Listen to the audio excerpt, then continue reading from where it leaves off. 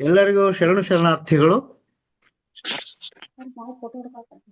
ದಿನಾಂಕ 27/4/2022 ಶ್ರೀ ಶಂಭು ಹಿರೇಮಠ್ ಅಧ್ಯಕ್ಷರು ಪ್ರಥಮ ಇಂಟರ್ನ್ಯಾಷನಲ್ ಸ್ಕೂಲ್ ಬೆಂಗಳೂರು ಇವರ ಸಹಯೋಗದೊಂದಿಗೆ ಈ ನಾವು ಅಂತರ್ಜಾಲ ಉಪನ್ಯಾಸ ಮಾಲಿಕೆಯನ್ನ ನಾವು ಪ್ರಾರಂಭ ಮಾಡಿದ್ದೆವು.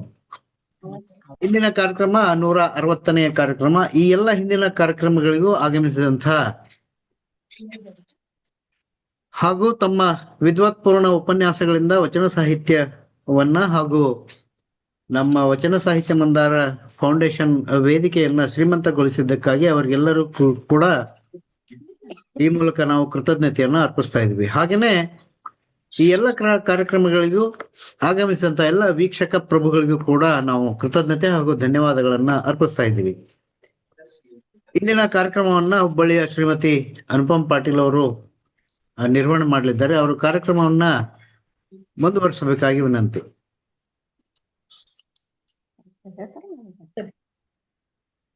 ಓಂ ಶ್ರೀ ಗುರು ಬಸವಲಿಂಗಾಯ ನಮಃ. ಶ್ರೀ ಶಂಭು ಹಿರೇಮಠ್ ಅಧ್ಯಕ್ಷರು ಪ್ರಥಮ ಇಂಟರ್ನ್ಯಾಷನಲ್ ಸ್ಕೂಲ್ ಬೆಂಗಳೂರು ಇವರ ಸಹಯೋಗದೊಂದಿಗೆ ಡಾಕ್ಟರ್ ವಿಜಯಕುಮಾರ್ ಕಮ್ಮಾರ್ ಸಾರಥ್ಯದ ವಚನ ಸಾಹಿತ್ಯ ಮಂದಾರ ಫೌಂಡೇಶನ್ ವೇದಿಕೆಯಿಂದ ಇಂದು 160ನೇಯ ವಚನ ಸಾಹಿತ್ಯ ಉಪನ್ಯಾಸ ಮಾಲಿಕೆ ನಡೆಯುತ್ತಿದೆ. ಆಗಮಿಸಿದಂತಹ ಎಲ್ಲ ಶರಣ ಬಂಧುಗಳಿಗೆ, ಶರಣ ಸಹೋದರ ಸಹೋದರಿಯರಿಗೆ ನನ್ನ ಭಕ್ತಿಪೂರ್ವಕ ಶರಣಾರ್ಥಿಗಳು.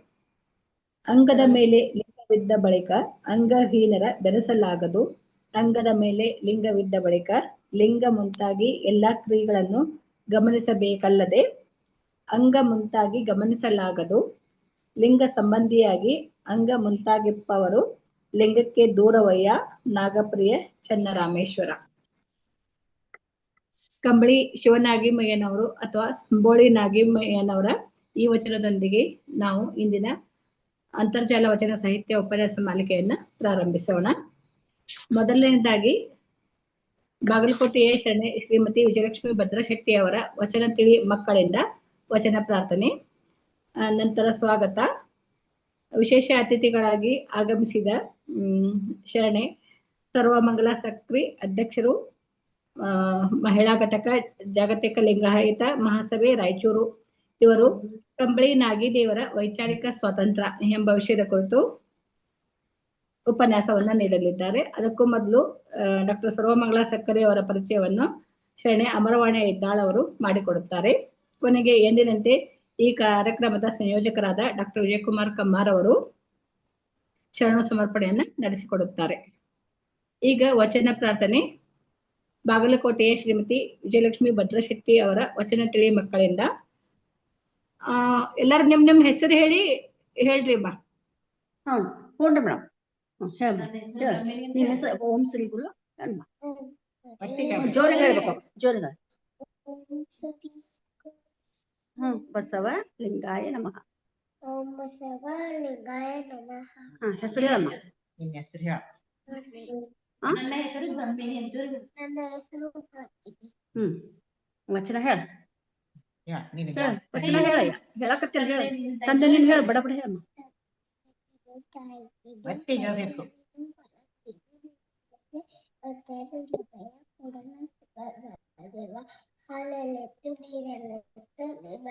ಜೋರಾಗಿ ಹೇಳಮ್ಮ. ಹಾಲಲ್ಲದ್ದು ನೀರಲ್ಲದ್ದು ನಿನ್ನ ಧರ್ಮ. ನೀ ಹೇಳ್ತಿ ಕೈ ಮುಗಿ. ಹೇಳ. ಓಂ ಶ್ರೀ ಗುರು. ಓಂ ಶ್ರೀ ಗುರು ಬಸವಲಿಂಗಾಯ. ಬಸವಲಿಂಗಾಯ. ಹೇಳ ವಚನ ಹೇಳ. ನಿನ್ನ ಹೆಸರು ಹೇಳ. ದಿಗಂತ್ ಮಠಪತಿ. ವಚನ ಹೇಳ. ವಚನ ಹೇಳ. ಕಲ್ಲು ದೇವರು. ಕಲ್ಲು ದೇವರು ದೇವರ ಅಲ್ಲ. ಮಣ್ಣು ದೇವರು ದೇವರ ಅಲ್ಲ. ಮರ ದೇವರು ದೇವರ ಅಲ್ಲ.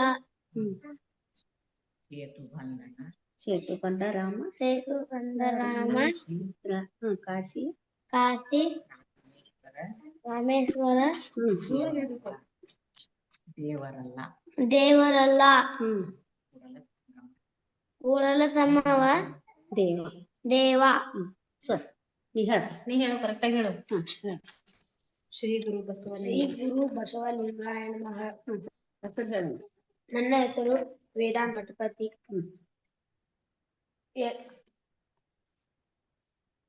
ನನಗಿಂತ ಹಿರಿಯರಿಲ್ಲ ಜೋರಾಗಿ ಹೇಳು.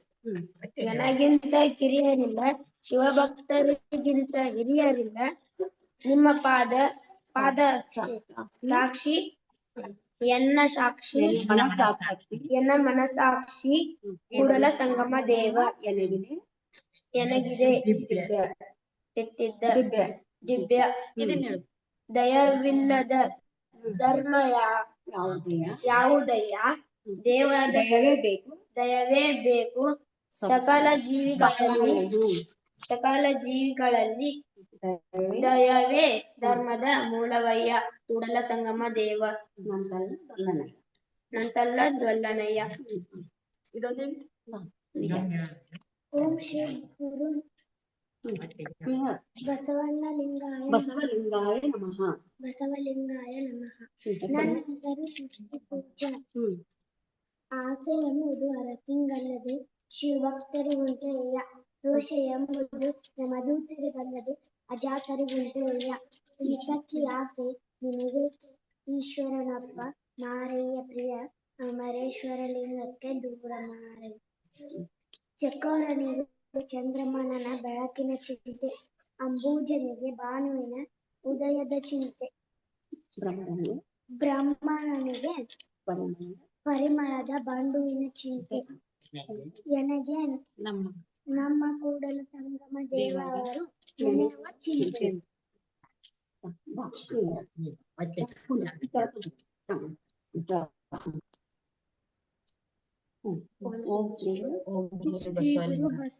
ಬಸವಲಿಂಗಾಯ ನಮಃ. ನನ್ನ ಹೆಸರು ಸಮೃದ್ಧಿ ಪೂಜಾ. ಬಸವಣ್ಣನೇ ತಾಯಿ, ಬಸವಣ್ಣನೇ ತಂದೆ, ಬಸವಣ್ಣನೇ ಪರಮ ಬಂಧುವಿನಿಗೆ ವಸುದೀಶ ಕಪಿಲ ಸಿದ್ಧ ಮಲ್ಲಿಕಾರ್ಜುನ. ನಿಮ್ಮ ಹೆಸರಿಟ್ಟ ಗುರು ಬಸವಣ್ಣಯ್ಯ. ಬಸವನ ಮೂರ್ತಿ ಧ್ಯಾನಕ್ಕೆ ಮೂಲ, ಬಸವನ ಕೀರ್ತಿ ಜ್ಞಾನಕ್ಕೆ ಮೂಲ. ಬಸವ ಎಂದು ಭಕ್ತಿ ಕಾಣ ಕಪಿಲ ಸಿದ್ಧ ಮಲ್ಲಿಕಾರ್ಜುನ. 5 ಮಂದಿ ಹೇಳಿದ್ರಿ ಮೇಡಮ್. ಹ್ಞೂನ್ರಿ, ಧನ್ಯವಾದಗಳು ಎಲ್ಲಾ ಮಕ್ಕಳಿಗೂ. ಸಮೃದ್ಧಿ, ಸೃಷ್ಟಿ, ಬ್ರಹ್ಮಣಿ, ವೇದಾಂತ ಅವರಿಗೆಲ್ಲ ಕೂಡ ಮತ್ತೊಮ್ಮೆ ನಮ್ಮ ವೇದಿಕೆಯ ಪರವಾಗಿ ಧನ್ಯವಾದಗಳನ್ನ ಹೇಳ್ತೇನೆ. ಹಾಗೆ ಈ ಮಕ್ಕಳಿಗೆಲ್ಲ ತಯಾರು ಮಾಡಿದಂತಹ ವಿಜಯಲಕ್ಷ್ಮಿ ಭದ್ರಶೆಟ್ಟಿ ಮೇಡಮ್ಗೂ ಕೂಡ ಅವ್ರ ಪರಿಶ್ರಮ ಬಹಳ ದೊಡ್ಡದು. ಇದ್ರಲ್ಲಿ ಮಕ್ಕಳನ್ನೆಲ್ಲ ಸೇರಿಸ್ಕೊಂಡು ಕಲಿಸ್ಕೊಡೋದು ತುಂಬಾ ದೊಡ್ಡ ಕೆಲಸ. ಅವ್ರಿಗೂ ಕೂಡ ಧನ್ಯವಾದಗಳನ್ನು ತಿಳಿಸ ಮುಂದಿನ ಕಾರ್ಯಕ್ರಮಕ್ಕೆ ಹೋಗೋಣ. ವಿಜಯಲಕ್ಷ್ಮಿ ಭದ್ರಶೆಟ್ಟಿ ಅವರೇ, ಧನ್ಯವಾದಗಳು ನಿಮ್ಗೆ. ಧನ್ಯವಾದ ಸರ್, ಧನ್ಯವಾದ. ಆ ಪುಟ್ಟ ಮಗು ನೋಡ್ರಿ, ಆ ಮಗುನ್ ನೋಡಿದ್ರೇನೆ ಸಂತೋಷ ಆಗ್ತದ. ಎಷ್ಟ್ ಚಂದ ತಯಾರಾಗ್ಬದತ್ ನೋಡ್ರಿ.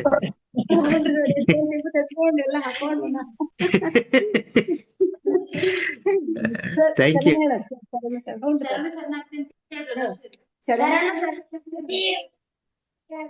ಶರಣಾರ್ಥಿಗಳು. ಧನ್ಯವಾದ ಸರ್. ಓಕೆ, ಈಗ ಸ್ವಾಗತ ಕಾರ್ಯಕ್ರಮ.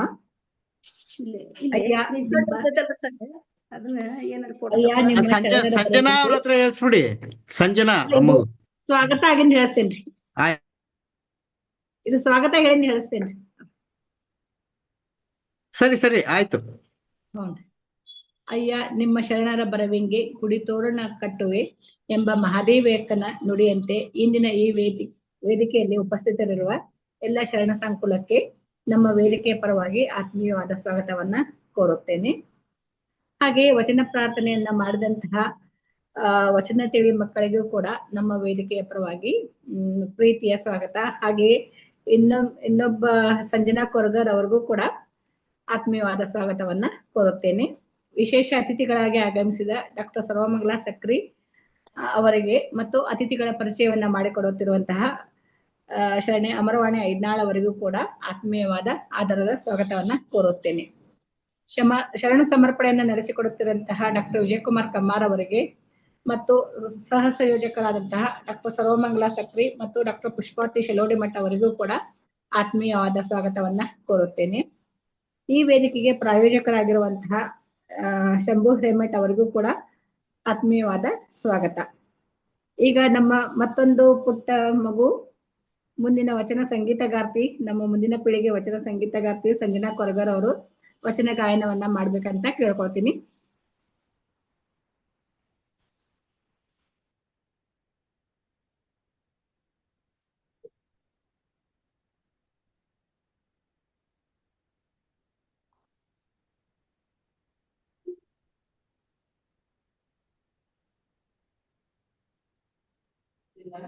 Last basics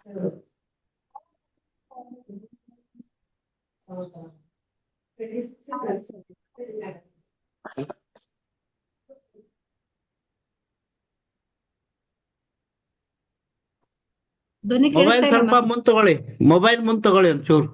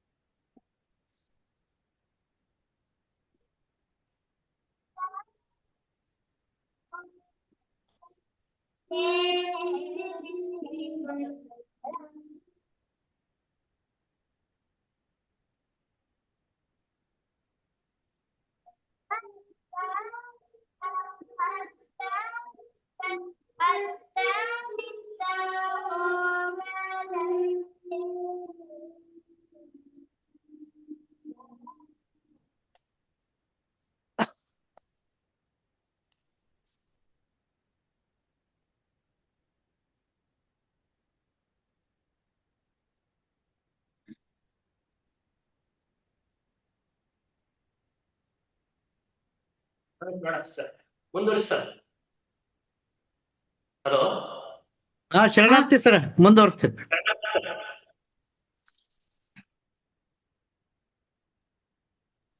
ಮುಂದುವರ್ಸ್ರಿ madam, Anupam Patil ಮುಂದುವರ್ಸಿ. ಹೌದು. ಈಗ ಉಪನ್ಯಾಸದ ಸಮಯ. ಲಿಂಗಾರ್ಚನೆಯ ಮಾಡುವ ಮಹಿಮರೆಲ್ಲರೂ ಸಲಿಗೆವಂತರಾಗಿ ಒಳಗೈದಾರೆ. ಆನು ದೇವ ಹೊರಗಣವನು ಸಂಬೋಳಿ ಸಂಬೋಳು ಎಂಬುತ್ತ ಇಂಬಿನಲ್ಲಿ ಇದ್ದೇನೆ. ಕೂಡಲ ಸಂಗಮ ದೇವ ನಿಮ್ಮ ನಾಮವಿಡಿದ ಅನಾಮಿಕ ನಾನು ಎಂದು ಬಸವಣ್ಣನವರು ಎಲ್ಲರೂ ಮಹಾಮನೆಯೊಳಗಿದ್ದು ಲಿಂಗಾರ್ಚನೆಯಲ್ಲಿ ನಿರತರಾಗಿದ್ದಾಗ ಸಂಬೋಳಿ ಸಂಬೋಳಿ ಎಂದು ಎಚ್ಚರಿಸುತ್ತಾ ಶಿವಾಚಾರದ ಧ್ವನಿಯಾಗಿರುವಂತಹ ಕಂಬಳಿ ನಾಗಿದೇವರ ಕುರಿತು ಹೇಳಿದ್ದಾರೆ. ಈಗ ಶರಣ ಕಂಬಳಿ ನಾಗಿದೇವರ ವಚನಗಳಲ್ಲಿ ವೈಚಾರಿಕ ಸ್ವಾತಂತ್ರ್ಯ ಎಂಬ ವಿಷಯದ ಬಗ್ಗೆ ನಮ್ಮ ಸರ್ವಮಂಗಳ ಸಕ್ಕರೆ ಅಕ್ಕ ಅವರು ಉಪನ್ಯಾಸವನ್ನ ನೀಡುತ್ತಾರೆ. ಅದಕ್ಕೂ ಮೊದಲು ಅವರ ಪರಿಚಯವನ್ನ ಮಾಡಿಕೊಡಬೇಕೆಂದು ಅಮರವಾಣಿ ಐದ್ನಾಳಕ್ಕ ಅವರಿಗೆ ಕೇಳಿಕೊಳ್ತೇನೆ. ಓಂ ಶ್ರೀ ಗುರು ಬಸವಲಿಂಗಾಯ ನಮಃ. ಬಸವ ಗುರುವಿನ ಹೆಸರು ಬಲ್ಲವರು ಆರಿಲ್ಲ, ಉಸಿ ಮಾತನಾಡಿ ಕೆಡದಿರಿ, ಲಿಂಗಾಯತಕ್ಕೆ ಬಸವಣ್ಣನೇ ಕರ್ತೃ ಸರ್ವಜ್ಞ.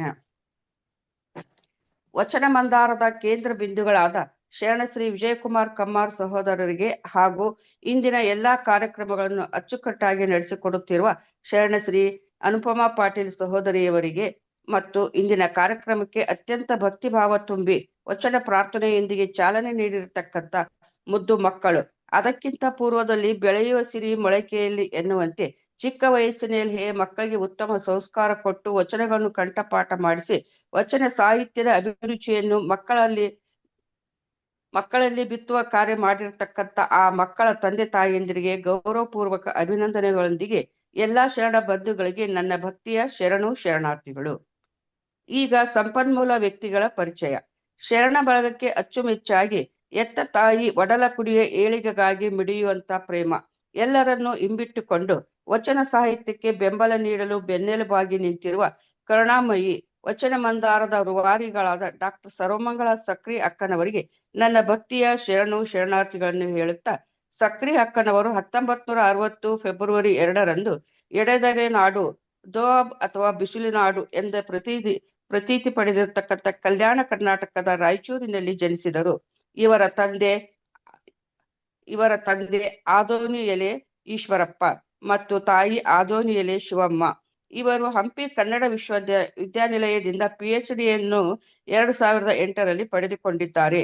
100ಕ್ಕೂ ಹೆಚ್ಚು ಉಪನ್ಯಾಸಗಳನ್ನು ಹಾಗೂ 60ಕ್ಕೂ ಹೆಚ್ಚು ಬಿಡಿ ಬರಹಗಳು ಹಾಗೂ 30ಕ್ಕೂ ಹೆಚ್ಚು ಲೇಖನಗಳನ್ನು ಬರೆದಿರುವ ಡಾಕ್ಟರ್ ಸರ್ವಮಂಗಳ ಸಕ್ರಿ ಅಕ್ಕ ಅವರು ಪ್ರಸ್ತುತ ಜಾಗತಿಕ ಲಿಂಗಾಯತ ಮಹಾಸಭಾ ರಾಯಚೂರು ಜಿಲ್ಲೆಯ ಮಹಿಳಾ ಘಟಕದ ಅಧ್ಯಕ್ಷರಾಗಿ ಸಂಘಟನೆಯಲ್ಲಿ ತೊಡಗಿಸಿಕೊಂಡಿದ್ದಾರೆ. ರಾಯಚೂರಿನ LVD ಪದವಿ ಕಾಲೇಜಿನ SRPS PUC ಕಾಲೇಜಿನಲ್ಲಿ ಉಪನ್ಯಾಸ ವೃತ್ತಿಯನ್ನು ಮಾಡಿ ನಿವೃತ್ತರಾಗಿರುವ ಅಕ್ಕನವರು ಶರಣ ಸಿದ್ಧಾಂತ ಮತ್ತು ಬಸವಾದಿ ಶರಣರ ವಿಷಯದಲ್ಲಿ ಅಪಾರ ಜ್ಞಾನ ಸಂಪಾದಿಸುತ್ತಿರುವ ಡಾಕ್ಟರ್ ಸರ್ವಮಂಗಳ ಸಕ್ರಿ ಅಕ್ಕನವರು ಮಹಿಳೆಯರಿಗೆ ಮಾದರಿಯಾಗಿ ನಿಲ್ಲುವ ವ್ಯಕ್ತಿತ್ವದವರು. ವಚನ ಸಾಹಿತ್ಯಕ್ಕೆ ಸದಾ ನೀರೆರೆದು ಕಳೆಯನ್ನು ಕಿತ್ತಿ ಒಳ್ಳೆಯ ಬೆಳೆ ಬರುವಲ್ಲಿ ಸದಾ ಚಟುವಟಿಕೆಯೊಂದಿಗೆ ಪಾದರಸದಂತಿರುವ ಬಹುಮುಖ ಪ್ರತಿಭೆ ಕಲ್ಯಾಣ ಕರ್ನಾಟಕದ ಪುತ್ರಿಯಾದ ಅಕ್ಕನನ್ನು ವರ್ಣಿಸಲು ಪದಪುಂಜಗಳೇ ಸಾಲದು ಅಂತ ಅನಿಸ್ತಾ ಇದೆ. ಹೀಗೆ ಎಲೆಮರೆಕಾಯಿಯಂತೆ ಶ್ರಮಜೀವಿಗಳಾಗಿ ಎಲ್ಲಾ ವಿವಿಧ ಕ್ಷೇತ್ರಗಳಲ್ಲಿ ಸಕ್ರಿ ಅಕ್ಕನವರು ಸಕ್ರಿಯವಾಗಿ ಕೆಲಸ ಮಾಡಿ ತಮ್ಮದೇ ಛಾಪು ಮೂಡಿಸುತ್ತಾರೆ. ಮತ್ತು ಇನ್ನೊಂದು ವಿಷಯವೆಂದರೆ, ನನಗೆ ಈ ವಚನ ಮಂದಾರದ ಗುಂಪಿನಲ್ಲಿ ಸೇರಿಸಿಕೊಂಡು ಶರಣರ ವಚನಗಳ ಅನುಭವವೆಂಬ ಸಪ್ತ ಸಾಗರಗಳ ರಸದೌತಣವೆಂಬ ಅನುಭವದ ನುಡಿಗಳ ಜ್ಞಾನವನ್ನು ಉಣಬಡಿಸುವುದರ ಜೊತೆಗೆ ನನ್ನನ್ನು ಜಾಗತಿಕ ಲಿಂಗಾಯತ ಮಹಾಸಭಾ ಲಿಂಗಸ್ಕೂರ್ ತಾಲೂಕಿನ ಘಟಕದ ಅಧ್ಯಕ್ಷರನ್ನಾಗಿ ಮಾಡಿ ತಾವು ಬೆಳೆದು ಮತ್ತೊಬ್ಬರನ್ನು ಬೆಳೆಸುವ ಮಾತೃ ವಾತ್ಸಲ್ಯದೊಂದಿಗೆ ನಮಗೆ ಮಾರ್ಗದರ್ಶಕರಾಗಿದ್ದಾರೆ ಅಂತ ನಾನು ಹೆಮ್ಮೆಯಿಂದ ಈ ಒಂದು ಸಂದರ್ಭದಲ್ಲಿ ಹೇಳಲು ಇಷ್ಟಪಡುತ್ತೇನೆ. ಹೀಗೆ ನನ್ನ ಅಚ್ಚುಮೆಚ್ಚಿನ ಅಕ್ಕ ವೃತ್ತಿ ಮತ್ತು ಪ್ರವೃತ್ತಿಗಳಲ್ಲಿ ಸರ್ವತೋಮುಖ ಅಭಿವೃದ್ಧಿ ಹೊಂದಿ ಇವರ ಕೀರ್ತಿ ರಾಜ್ಯ, ರಾಷ್ಟ್ರ ಮತ್ತು ಅಂತಾರಾಷ್ಟ್ರೀಯ ಮಟ್ಟದಲ್ಲಿ ಪಸರಿಸುವಂತೆ ಇವರ ಸಾಧನೆ ಇನ್ನೂ ಎತ್ತರಕ್ಕೆ ಬೆಳೆಯಲಿ. ಆ ಬಸವಾದಿ ಶಿವಶರಣ ಆಶೀರ್ವಾದ ಈ ಅಕ್ಕನ ಮೇಲೆ ದಯಪಾಲಿಸಲಿ ಅಂತ ಹೇಳುತ್ತಾ, ನನಗೆ ಈ ಅಕ್ಕನ ಪರಿಚಯ ಮಾಡಲು ಅನುವು ಮಾಡಿಕೊಟ್ಟಿರ್ತಕ್ಕಂಥ ಈ ಕಾರ್ಯಕ್ರಮದ ಕೇಂದ್ರ ಬಿಂದುಗಳಾದ ವಿಜಯಕುಮಾರ್ ಕಮ್ಮಾರ್ ಸಹೋದರರಿಗೆ ತುಂಬು ಹೃದಯದ ಧನ್ಯವಾದಗಳನ್ನು ಹೇಳುತ್ತಾ ಎಲ್ಲರಿಗೂ ನನ್ನ ಭಕ್ತಿಯ ಶರಣಾರ್ಥಿಗಳೊಂದಿಗೆ ಮುಂದಿನ ಕಾರ್ಯಕ್ರಮಕ್ಕೆ ಅನುವು ಮಾಡಿಕೊಡುತ್ತೇನೆ. ಧನ್ಯವಾದಗಳು ಅಮರವಾಣಿ ಅಕ್ಕ ಅವರಿಗೆ. ಕಲ್ಯಾಣದ ಊರಾಗ ಕಂಬಳಿ ಮಠದಾಗ ಕಂಬಳಿ ನಾಗಿದೇವ ಶರಣರು ಶಿವಲಿಂಗ ಬನ್ನೀರೆ ಕಂಬಳಿ ನಾಗಿದೇವ ಅವರಂತ ಶರಣರು ಧರ್ಮದ ಮೂರ್ತಿ ಎನಿಸ್ಯಾರ ಎಂದು ಜನಪದರಿಂದ ಹಾಡಿ ಹೊಗಳಿಸಿಕೊಂಡಂತಹ ಕಂಬಳಿ ನಾಗಿದೇವ ಶರಣರ ಬಗ್ಗೆ ಉಪನ್ಯಾಸ ನೀಡಲು ಡಾಕ್ಟರ್ ಸರ್ವಮಂಗಳ ಸಕ್ರಿ ಅಕ್ಕನವರನ್ನ ವೇದಿಕೆಗೆ ಗೌರವಪೂರ್ವಕವಾಗಿ ಆಹ್ವಾನಿಸುತ್ತಿದ್ದೇನೆ. ಎಲ್ಲರಿಗೂ ಶರಣಾರ್ಥಿಗಳು. ಕೇಳ್ತಾ ಇದ್ದೇನಾ? ಹಾ ಮೇಡಮ್, ಕೇಳಿಸ್. ಓಂ ಶ್ರೀ ಗುರು ಬಸವಲಿಂಗಾಯ ನಮಃ. ಎಲ್ಲರಿಗೂ ಶರಣಾರ್ಥಿಗಳು. ವಚನ ಸಾಹಿತ್ಯ ಮಂದಾರ ವೇದಿಕೆಯ ಡಾಕ್ಟರ್ ವಿಜಯಕುಮಾರ್ ಕಮ್ಮಾರ್ ಸಂಸ್ಥಾಪಕರು ಮತ್ತು ವಚನ ಮಂದಾರ ವೇದಿಕೆಯ ಬೆನ್ನೆಲುಬು ಮತ್ತು ಅವರ ಒಂದು ಕಠಿಣವಾದ ಪರಿಶ್ರಮದ ಮೂಲಕ ಈ ವಚನ ಮಂದಾರ ವೇದಿಕೆ ಬಹಳ ಉಚ್ಛ್ರಾಯ ಮಟ್ಟದಲ್ಲಿ ಬೆಳೀತಾ ಇದೆ ಅನ್ನೋದರಲ್ಲಿ ಎರಡು ಮಾತಿಲ್ಲ. ಅದರ ಸಹಾಯಕರಾಗಿ ಶ್ರೀ ಶಂಭು ಹಿರೇಮಠ ಪ್ರಥಮ ಇಂಟರ್ನ್ಯಾಷನಲ್ ಸ್ಕೂಲು ಬೆಂಗಳೂರು ಇವರ ಒಂದು ಸಹಯೋಗದೊಂದಿಗೆ ನಾವು ಈ ಕಾರ್ಯಕ್ರಮ ಪ್ರತಿ ವಾರ ವಚನ ಮಂದಾರ ವೇದಿಕೆಯಲ್ಲಿ ಶರಣರ ಕುರಿತಾದ ಚಿಂತನೆಗಳನ್ನು ನಾವು ಮಾಡ್ತಾ ಇರ್ತೇವೆ. ಅದು ತಮಗೆಲ್ಲ ಗೊತ್ತಿರತಕ್ಕಂಥ ವಿಚಾರ ಅಂತಂದು. ಆಮೇಲೆ ಸಹ ಸಂಯೋಜಕರಾಗಿರತಕ್ಕಂತಹ ಡಾಕ್ಟರ್ ಪುಷ್ಪಾವತಿ ಶೆಲ್ವಡಿ ಮಠ ಮತ್ತು ಪ್ರತಿ ವಾರ ನಮಗೆ ಮಾರ್ಗದರ್ಶನ ನೀಡಿ ನಮ್ಮ ತಪ್ಪು ಒಪ್ಪುಗಳನ್ನು ಸೂಕ್ಷ್ಮವಾಗಿ ಹೇಳಿ ಸರಿಪಡಿಸತಕ್ಕಂತಹ ನಮ್ಮ ಅಕ್ಕ ಕಲಬುರ್ಗಿಯವರು ಡಾಕ್ಟರ್ ನೀಲಾಂಬಿಕಾ ಅಕ್ಕ ಅವರಿಗೂ ನನ್ನ ಶರಣಾರ್ಥಿಗಳು. ಅಷ್ಟೇ ಅಲ್ಲ, ಪ್ರತಿ ವಾರ ಅಚ್ಚುಕಟ್ಟಾಗಿ ಕಾರ್ಯಕ್ರಮದ ನಿರ್ವಹಣೆಯನ್ನು ಮಾಡಿ ಎಲ್ಲರ ಮೆಚ್ಚುಗೆಯನ್ನು ಪಡೆದುಕೊಂಡಿರತಕ್ಕಂತಹ ಹುಬ್ಬಳ್ಳಿಯವರಾಗಿರ್ತಕ್ಕಂತಹ ಡಾಕ್ಟರ್ ಶ್ರೀಮತಿ ಅನುಪಮಾ ಪಾಟೀಲ್ ಇವರಿಗೂ, ಲಿಂಗಸೂರಿನ ನನ್ನ ಸಹೋದರಿಯಾಗಿರತಕ್ಕಂತಹ ಶ್ರೀಮತಿ ಅಮರವಾಣಿ ಐದ್ನಾಳ್ ಇವರಿಗೂ ಸಹಿತ ನನ್ನ ಭಕ್ತಿಪೂರ್ವಕ ಶರಣಾರ್ಥಿಗಳು. ಮಕ್ಕಳು ಬಹಳ ಒಂದು ವಚನದ ಒಂದು ಗಾಯನವನ್ನು ವಚನದ ಒಂದು ಹಾಡುಗಾರಿಕೆಯನ್ನು ಬಹಳ ಒಂದು ಭಕ್ತಿ ಭಾವದಿಂದ ಆಡಿ ವೇದಿಕೆಯನ್ನು ಗೌರವಿಸಿದಂತಹ ಆ ಮುದ್ದು ಮಕ್ಕಳಿಗೂ ಸಹಿತ ನನ್ನ ಶರಣಾರ್ಥಿಗಳು. ಅಮರವಾಣಿ ಅವರು ನನ್ನ ಪರಿಚಯ ಮಾಡಿದ್ದು, ನಾನೇನಷ್ಟು ದೊಡ್ಡ ವ್ಯಕ್ತಿ ಅಲ್ಲ, ನಾನು ಒಬ್ಬ ಸಾಮಾನ್ಯ ಮಹಿಳೆ ಅಷ್ಟೇ. ನಿಮ್ಮೆಲ್ಲರ ಜೊತೆಗೆ ನಾನು ಸಹಿತ ಕೆಲಸ ಮಾಡ್ತಾ ಇದ್ದೀನಿ ಅನ್ನೋತಕ್ಕಂಥ ಒಂದು ಸಂತೋಷ ನನಗಿದೆ ಅನ್ನೋ ಮಾತುಗಳನ್ನು ನಾನಿಲ್ಲಿ ಪ್ರಸ್ತಾಪಿಸುತ್ತಾ ನನ್ನ ಒಂದು ಉಪನ್ಯಾಸ ನಾನು ತೆಗೆದುಕೊಳ್ತೇನೆ. ಪ್ರಪ್ರಥಮವಾಗಿ ಬಸವಣ್ಣನವರ ಒಂದು ವಚನ, ಬಸವಣ್ಣ ನಿನ್ನ ಕಂಡು ಎನ್ನ ತನು ಬಯಲಾಯಿತು, ನಿನ್ನ ಮುಟ್ಟಿ ಮುಟ್ಟಿ ಎನ್ನ ಕ್ರೀ ಬಯಲಾಯಿತು. ಬಸವಣ್ಣ ನಿನ್ನ ನೆನೆದು ಎನ್ನ ಮನ ಬಯಲಾಯಿತು, ಬಸವಣ್ಣ ನಿನ್ನ ಮಹಾನುಭಾವವ ಕೇಳಿ ಎನ್ನ ಭವನಾಸ್ತಿಯಾಯಿತು. ನಮ್ಮ ಕುಹೇಶ್ವರ ಲಿಂಗದಲ್ಲಿ ನೀನು ಅಜಾತನೆಂಬುವ ನೆಲೆ ಮಾಡಿ ಭವ ಪಾಶಗಳು ಹಿರಿದಿಪ್ಪೆಯಾಗಿ ನಿನ್ನ ಸಂಘದಿಂದ ಆನು ಬದುಕಿದೆನು ಕಾಣ ಗುಹೇಶ್ವರ ಅನ್ನೋತಕ್ಕಂತ ಈ ವಚನದ ಮೂಲಕ ನನ್ನ ಮಾತುಗಳನ್ನು ಪ್ರಾರಂಭ ಮಾಡ್ತೀನಿ ಅಂತಂದ್ರೆ, ಕಲ್ಯಾಣದ ನಾಡಿನ ಒಂದು ಶ್ರೇಷ್ಠತೆಯನ್ನು ಮೆರೆದಿರತಕ್ಕಂತಹ ಅಣ್ಣ ಬಸವಣ್ಣನವರ ಒಂದು ಅನೇಕ ಬಸವಾದಿ ಶರಣರ ಒಂದು ಪಾದ ಕಮಲಗಳಿಗೆ ಶರಣೆನ್ನುತ್ತ ಕಂಬಳಿ ನಾಗಿದೇವರ ಒಂದು ವೈಚಾರಿಕ ಸ್ವಾತಂತ್ರ್ಯ ಅನ್ನೋತಕ್ಕಂಥ ವಿಚಾರವನ್ನು ನಾನಿಂದು ತೆಗೆದುಕೊಳ್ತಾ ಇದ್ದೇನೆ.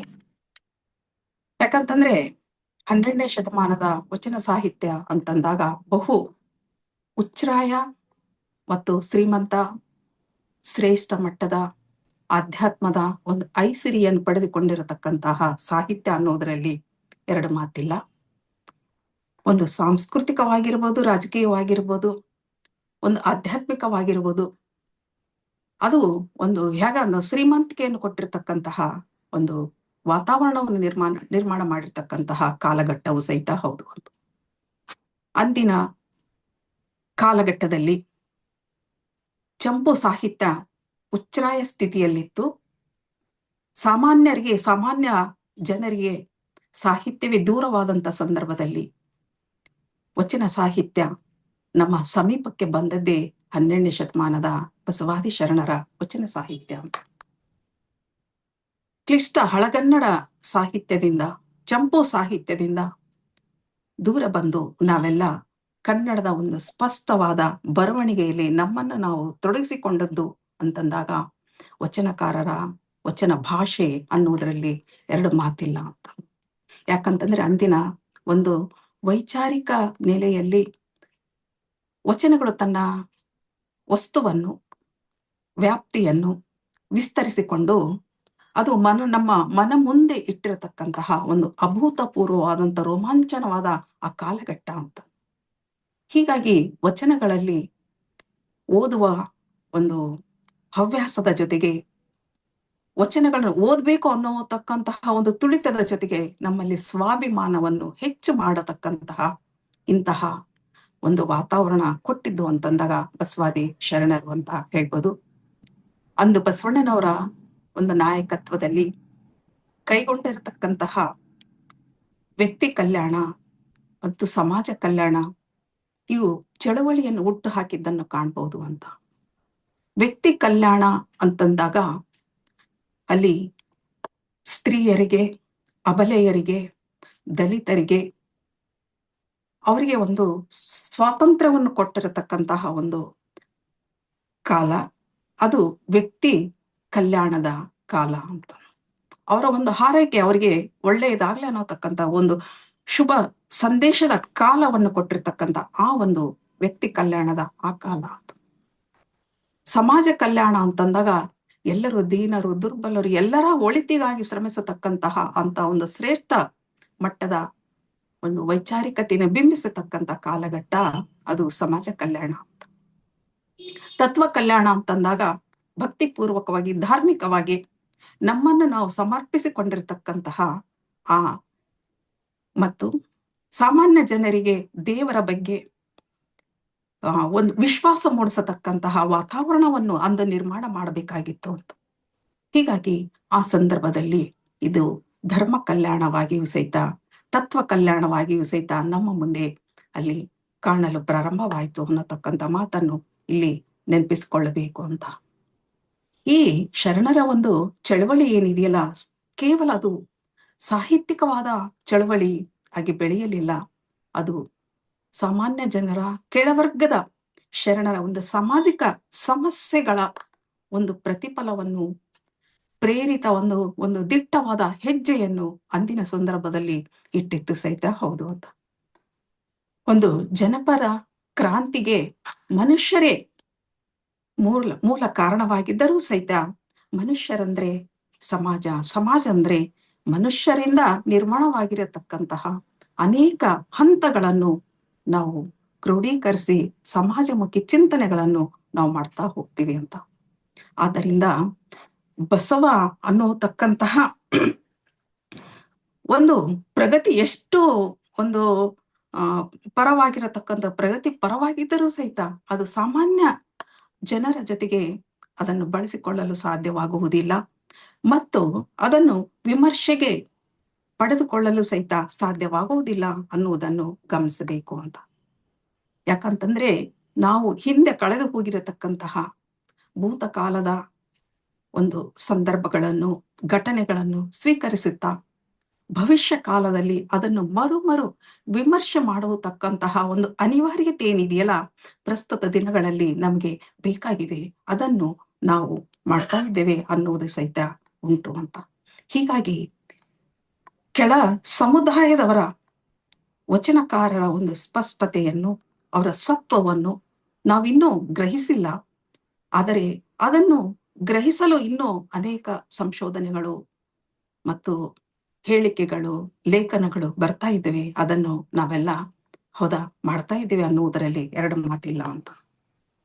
ಮುಖ್ಯವಾಗಿ ಕಂಬಳಿ ನಾಗಿದೇವ, ಸಂಬೋಳಿ ನಾಗಿದೇವ, ಶಿವನಾಗಿಮಯ್ಯ ಇವರು ಒಂದೇ ಅಂತ ಒಂದು ವಿಶ್ಲೇಷಣೆ ನಮ್ಮಲ್ಲಿ ಕಂಡು ಬಂದರೂ ಸಹಿತ ಅದರ ಹಿಂದೆ ಸಾಕಷ್ಟು ರೀತಿಯಾದಂತಹ ಅನುಮಾನಗಳು ನಮ್ಗೆಲ್ಲ ಕಾಡ್ತಾ ಹೋಗ್ತಾವ ಅಂತಂದು.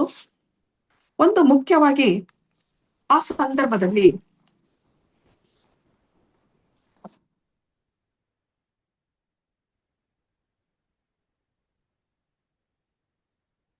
ಅಸ್ಪೃಶ್ಯರಿಗೆ ದೇವಾಲಯದ ಸಂಸ್ಕೃತಿ ನಿರಾಕರಿಸಿರತಕ್ಕಂಥ ಆ ಒಂದು ಸಮಯದಲ್ಲಿ ಮತ್ತು ಸಮಾಜದಲ್ಲಿ ಕಂಡು ಬರತಕ್ಕಂಥ ಒಂದು ಸಂಘರ್ಷದ ಹೋರಾಟದ ಒಂದು ಒಳನೋಟಗಳ ಒಂದು ಪರಿಚಯ ಏನಿದೆಯಲ್ಲ, ಅದು ಅಸ್ಪೃಶ್ಯ ಸಮಾಜದಲ್ಲಿ, ದಲಿತ ಒಂದು ಜೀವನದಲ್ಲಿ ಆ ಶರಣರಲ್ಲಿ ನಮಗೆ ಕಂಡು ಬರಲು ಸಾಧ್ಯವಾಗ್ತದ. ಈ ಕಾಲಘಟ್ಟದಲ್ಲಿ ಬರತಕ್ಕಂಥವರು ಮಾದಾರ ಚೆನ್ನಯ್ಯ, ಡೋಹರ ಕಕ್ಕಯ್ಯ, ಸಮಗಾರ ಹರಳಯ್ಯನಂತಹ ಜೀವನದ ವ್ಯತ್ಯಾಸಗಳು ಒಂದೇ ತೆರನಾಗಿ ಕಂಡರೂ ಸಹಿತ ಅವರ ಬದುಕಿನ ಅನೇಕ ಹಂತಗಳೇನಿದ್ದಾವಲ್ಲ ಅದು ಬಹಳ ಒಂದು ಭಿನ್ನವಾಗಿಯೇ ನಮ್ಮ ಮುಂದೆ ಮಾತನಾಡ್ತವೆ, ಭಿನ್ನವಾಗಿಯೇ ನಮ್ಮ ಜೊತೆಗೆ ಅನುಸಂಧಾನವನ್ನು ಅಲ್ಲಿ ಮಾಡ್ತಾ ಹೋಗ್ತವೆ ಅನ್ನೋದನ್ನು ಕಾಣಬೇಕು. ಇಂತಹ ಒಂದು ಸೂಕ್ಷ್ಮತೆಯಲ್ಲಿ ಬಸವಣ್ಣನವರ ವಚನವನ್ನು ಗಮನಿಸಬೇಕು. ಉಳ್ಳವರು ಶಿವಾಲಯವ ಮಾಡುವರು, ನಾ ಏನ ಮಾಡಲಿ ಬಡವನಯ್ಯ, ಎನ್ನ ಕಾಲೇ ಕಂಬ ದೇಹವೇ ದೇಗುಲ, ಶಿರ ಹೊನ್ನ ಕಳಶವಯ್ಯ, ಕೂಡಲ ಸಂಗಮ ದೇವ ಕೇಳಯ್ಯ, ಸ್ಥಾವರ ಕಳೆಯುಂಟು ಜಂಗಮ ಕಳಿವಿಲ್ಲ ಅಂತ. ಉಳ್ಳವರು ಅಂತಂದಾಗ ಶ್ರೀಮಂತರು, ರಾಜರು, ಮಹಾರಾಜರು ತಮ್ಮ ಒಂದು ಪ್ರತಿಷ್ಠೆಗೋಸ್ಕರ ದೇವಸ್ಥಾನವನ್ನು ನಿರ್ಮಾಣ ಮಾಡ್ತಾರೆ.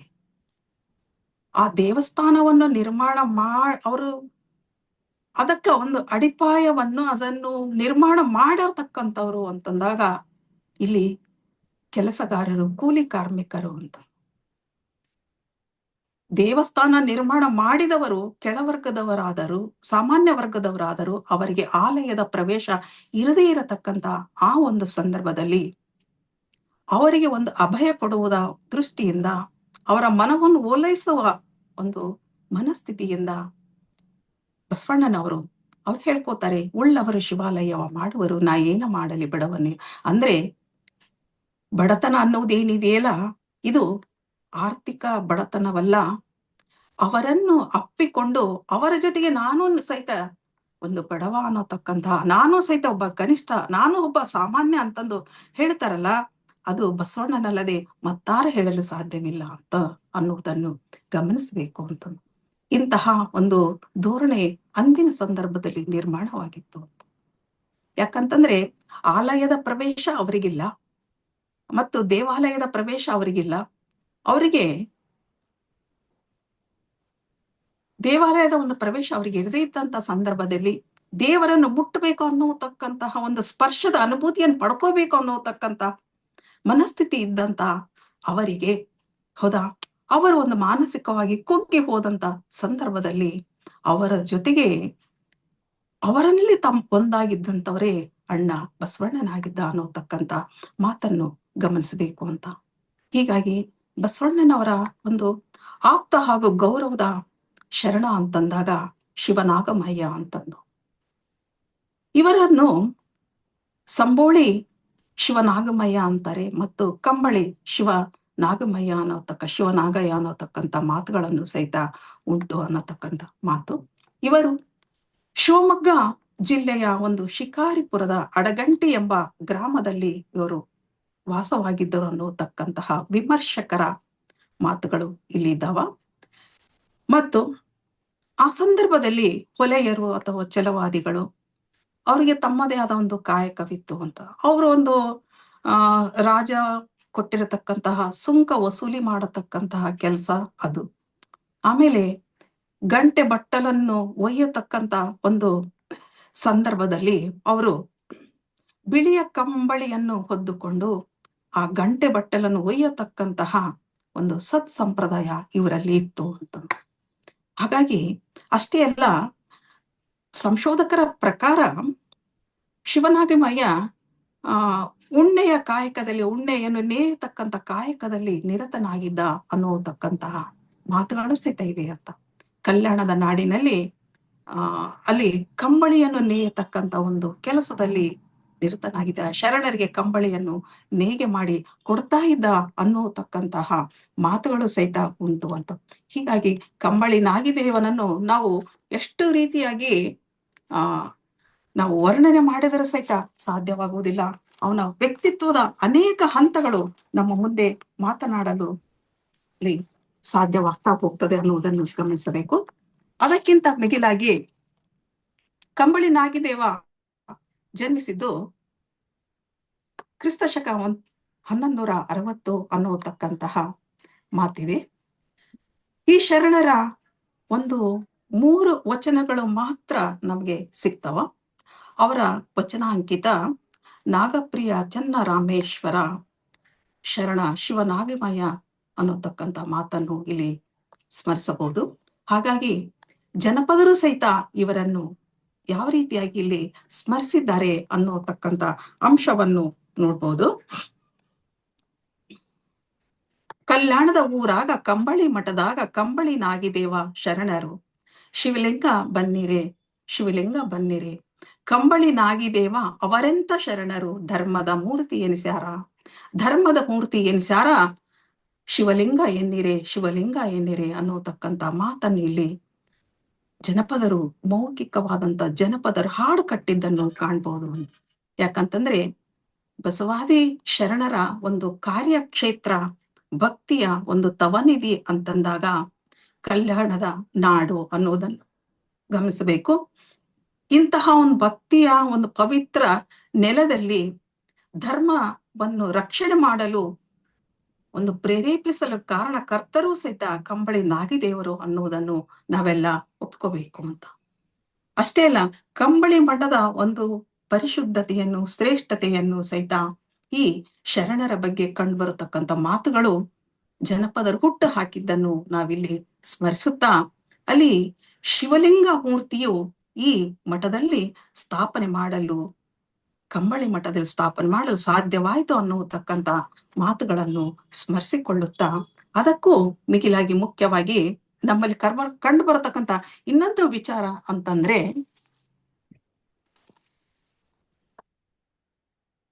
ಬೇರೆ ಬೇರೆಯ